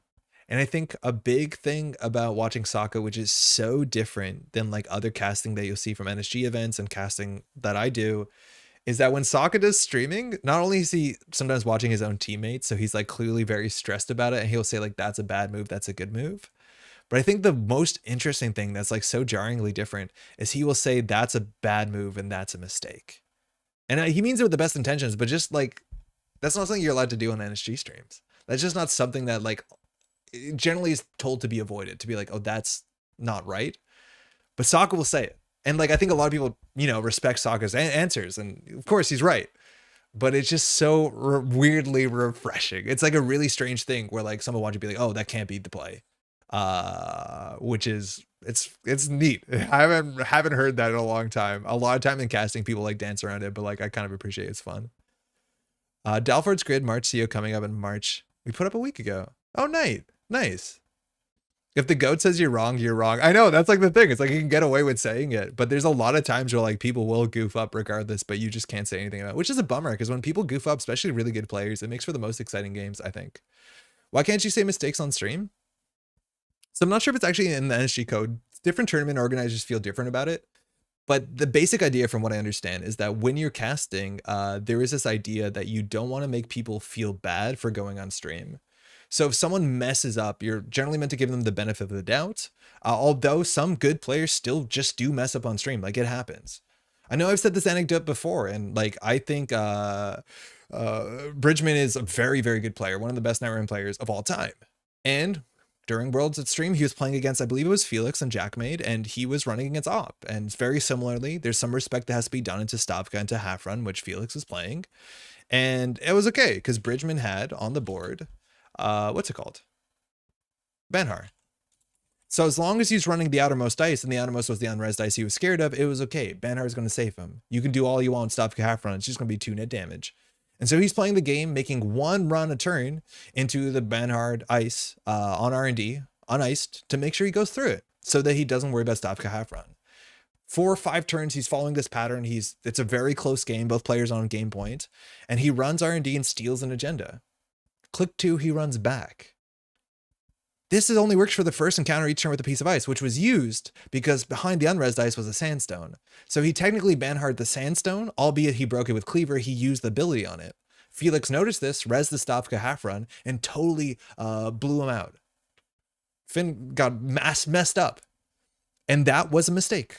I talked to him after the game and he said, yeah, I forgot about that interaction. It was generally a mistake. And it made a really exciting game. And on the commentary team, I think we might have mentioned it, but like people mess up. People make lines that are probably not optimal. It's interesting to call it out. But generally the idea is, and mind you, Finn went back and won the game, but we talked to him after. He was like, yeah, I made a huge mistake. It almost cost me the game. And like, it was a window Felix had. And he played around it too. Like both players understood if you make a mistake, it can get you there. Yeah, he stopped for blood and he went for it. Like it was really well played on Felix's part. It required Bridgman to mess up. He did mess up and he capitalized on it. But at the end of the day, like that happens at the top tier players, at top world. So mistakes are important to point out. I think some part of the NSG thing is just the way that you talk about it, with tone. And like, this is nothing to say poorly about Saka. I'm really enjoying the stuff he's putting out for sure. But because his teammates and stuff like that, he'll just say like, oh, that can't be the play. Which like, you don't say that on an SG stream. And it's like a really weird, interesting difference. And I've been really kind of enjoying it. I don't think it's going to change how people are going to cast on NSG streams, but it's just worth understanding that on a lot of NSG streams, a lot of tournament organizers don't want people who put themselves on camera, especially like if it's early rounds and like, you know, anybody can end up on camera. Usually later on, it's, you know, the higher tier players who play maybe to a higher standard more consistently. But yeah, you don't want someone to show up and be like, oh, that's messed up. Why are you doing that? Right? People don't want to do that, but it's different. And Saka knows a lot of these players, their teammates, your specs they play, but saying like, oh, what are you doing? You're running HQ. That doesn't make any sense. You can't do that. And then hearing like Wiki and Saka talk about what the right line could be there or why this is possibly happening. It's cool. I'm enjoying it. I know a lot of people are going to be doing more commentary and more streaming stuff on Fight Nights, Fight Club. I never remember what exactly it is. I think we might at some point. I don't actually know what it looks like. I need to dig more into the Discord server and see if help needs to be done there. But people are like playing replays. People are playing live matches. There's a lot of stuff. There's a lot of people right now playing like high stakes organized Netrunner on teams. It's really cool. Fight month. That's a better way of saying it, Izzy. Izzy, are you doing commentary or something? Are you putting stuff out? Because I know that you were talking into that group. Hey D, comma. How's it going, D? Fight night is just really amazing. What a structure. It's cool. It was explained to me and I don't fully understand the structure, I'll be honest. I know it's like first to 5, but then you can pick one side to not play as or something. I'm so happy with how Fight Night is turning out. Can someone explain the structure to me? There's not a website where you can find it, right? Like you have to just go to the Discord. Now my team is out. I'm going to try to commentate some games. Ah, sorry, your team's out, but that's really cool that you're commentating games, Izzy. I'm really excited to hear that. D, really funny. So I put up this deck list and I was absolutely howling when I found this. So I put up this tech tree deck list and it's a World Tree Arisana deck. And it's really interesting how different this deck is to like Cabinessa Wu World Tree stuff, right? And I added Cyber Decklist to the deck. I originally had one of them. There's a chance there should be 3 of them. And so like these deck is kind of the seminal work on this. Oh, why is that bright? Which largely landed this thing to be banned out. And there's a section, I did not remember this, mind you, this was a year ago. There's a total section here talking about Cyberdelia. And there's just a line here about the memory. The most prohibitive part of World Tree is not its cost, but its memory. After getting World Tree and Reaver out, you have a single MU left to build the rest of your rig. Andre gave me a hard time during our game, but it's massive here. It's free MU and tutor and gives you enough money to keep tempo going. I 100% agree with you. That's really, really funny a year ago. I don't know what happened on stream for this to happen, but yeah, 100%. I would put 3 Cyberdelia in the World Tree deck. You're so right. That's really, really funny. I read that. I absolutely lost it. It's so funny how full circle things came. Oh, man. First time any of my research has been called seminal work so far. One side picks that they want to play 3 corp or 3 runner. But how do they pick? Coin flip? Single limb best of 5. I can't explain the format. I still understand it. Yeah, respect. I love that TCA includes so much. Yeah, it's so good. It is so genuinely good. Like, it not only is it a sick card to like get early tempo and rip to your deck, but it just works so good with like the World Tree. In like a very obvious way in hindsight. Oh man, that's my favorite part of the deck. If the side chooser picks corp, they play all 3 corp games. The other team picks which runner they don't play. Okay, cool. So one side says, which you should pick Corp, mind you. Corp has like a 65% win rate right now. I think you're wrong to not pick Corp, which is a bit unfortunate. But then at least the other side can decide which runner they don't have to play, which that's a bad spot to be in, I guess. Other side picks which Corp or runner they want to bounce. Okay. Basically, the intention is to make a 5-game format that isn't biased towards one side or the side that wins first. Yes, that was actually a huge problem with the old Fight Club, Fight Night, still don't have it, remind me kindly, is that the last format had it that I forget it was if you won or if you lost. But basically how the last game went gave one of the teams the ability to pick the next matchup. We streamed, mind you, these are old. I'm pretty sure we streamed a bunch of Fight Clubs back in the day when PSK was running these. Oh, that's not gonna work. But that format actually was like, I don't think of my favorite format at all because it ended up with so many one-sided matchups where whoever was, I forget it was if you won or if you lost, but basically people would go out of the way to pick matchups. Oh, it's World Tree. Hey, it's that list. People would go out of the way to pick non-matchups where it'd be like, oh, you're playing so-and-so. I'm going to pick the natural counter to so-and-so. And it was really, really rough. Like, oh, you're playing sports metal. I'm going to play like Lou Imp into it. Not that that was a thing a year ago. I'm glad that the format right now is much more nuanced than that because this format was just like trading wins, which at least you get to game 5 a lot. But like, you want to see matchups. You want to have someone pick the most one-sided matchup possible from the player pool. Like Fight Night, thank you. It's super fun, but basically super biased towards the first winner. Currently or used to be? Because it definitely used to be. Coin flip winner picks 3, play 3, Corp 2, runner, vice versa. Loser picks the opponent's deck to ban. Okay. You see your matchup before you pick. Okay. To be honest, picking Corp is not always optimal, excuse me. That means that the other team can always ban your mulch. Oh, right. Because they pick your side. Oh, that's interesting. That's actually pretty nuanced. Those Fight Nights were hype. Yeah, it was like really cool to see like, you know, some of the best players in the world play like relatively a show match for entertainment as much as bragging rights. But now it's more open, so there's way more teams. I don't think the quality of play is like, it's still really good, but it's only going to get higher too as things wind down. The thing I missed most about this format was passing the baton Pokemon battle style. Yeah, that was a cool thing where like you sat down and be like, you're our only hope. That's fun. Importantly is that the matchups are random and open info before bans are decided. Oh, cool. Yeah, this old format. Yeah, okay, I see what you mean, D. Yeah, the old format was super biased towards the first winner because you just rolled. Wasn't it one year that like, was it Jonas who just won everything and never sat down? And his whole team was just like, put me in, coach. He's like, I haven't lost a game. And he's covered in blood. IMO, you should generally side pick to protect your best matchups since you will always have to play your worst matchups if you don't roll a deck dropper. That's super interesting. That's really, really cool that you might pick the worst winning side just so that you can play all 3 of your best decks on one side. That's really cool. I don't fully understand the format, but I'm going to pay more attention to it. Let me know if you want to see any sort of that stuff up on this channel, whether it's VODs or live, because I don't honestly have a great idea of people who watch what they're more interested in on this channel. I generally don't know, right? Like obviously we do streams Tuesday and Thursday. We put out deck dives. Those seem to be liked. We do tournament stuff every once in a while, but whether you want to see more organized play, high like skill Netrunner, which, you know, for better or worse, you're going to see a lot more like Anarch Virus and PD, or whether you want to do deck dives and, you know, more strange stuff. So commentary in this channel will be hype AS. Okay. Thank you, Jai. Yeah, but just let me know if you're watching the VOD, if you want to get some of that stuff up there. It's not that much effort to like watch it live or do a replay, right? Like you tune in for 2 rounds, you tune out. It's probably doable. I'm glad that there's a lot of other people diving in and doing commentary and stuff like that too, though. So definitely not going to do a lot. Commentary is cool. Live commentary is also cool. Yeah, right? Cool. Okay. I think that might be it for tonight. Sorry that we had to play this op deck twice into Anarchs. I think it's a really cool deck. I think it's neat. I think there's a lot more to be done. Like there's a lot of exploring to be done into this sort of op. I feel like though, if your matchups are mostly Anarch with Recursion, you probably have to do something slightly different.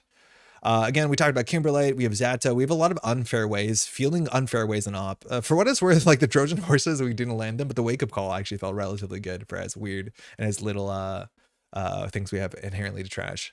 We also didn't make ganked matter. I wonder if we had lines that we missed in which recurring ganked was actually really interesting. I totally missed that. Like, what about if there was a chance that the winning play was to Stavka and Icewall to get a ganked in the remote server? Holy crap.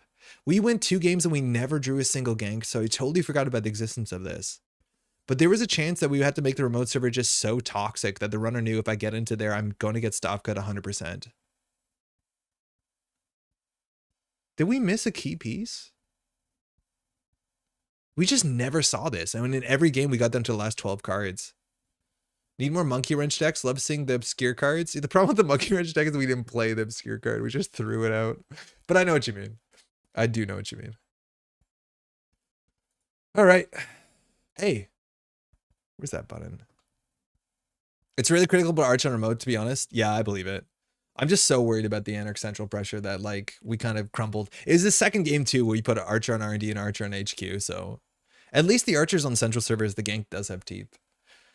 Thank you so much again. As a channel, we're supported by Patreon, which is not only all these names here, but we also have a lot of folks supporting the channel, the daily cast tier, and all this support is incredibly appreciated. Take a lot of time. We do, 2 streams a week. The video up on the 3-hour video up on Wednesday takes the time to record and test and edit and render and all that sort of stuff. So the only way we can put that much time to this channel, which is an absolute treat, is from the support of all y'all. So I greatly appreciate it. If you're interested to support the channel at all, the link is in the description if you want to join the team.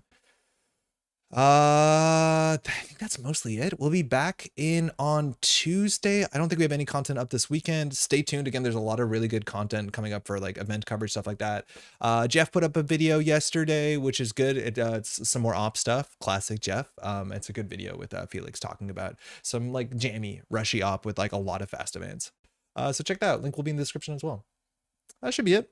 Enjoy. Maybe next week we'll play the deck list of the week, which will be some sort of Arisana list I've heard good stuff about, but who knows. Thanks so much for hanging out. Hopefully you're doing well. Thanks for the stream. Hey, of course. Thanks for hanging out. Thanks for the stream. Time for spring cleaning. Yo, enjoy that. Spring cleaning. Get some sleep too, eh? Thanks for stream. Of course. There might be some big news next week, I think. Some other big news. So stay tuned to that. We'll be able to talk about, I think, something next week. Something cool. That's it. Take care, y'all. Ciao.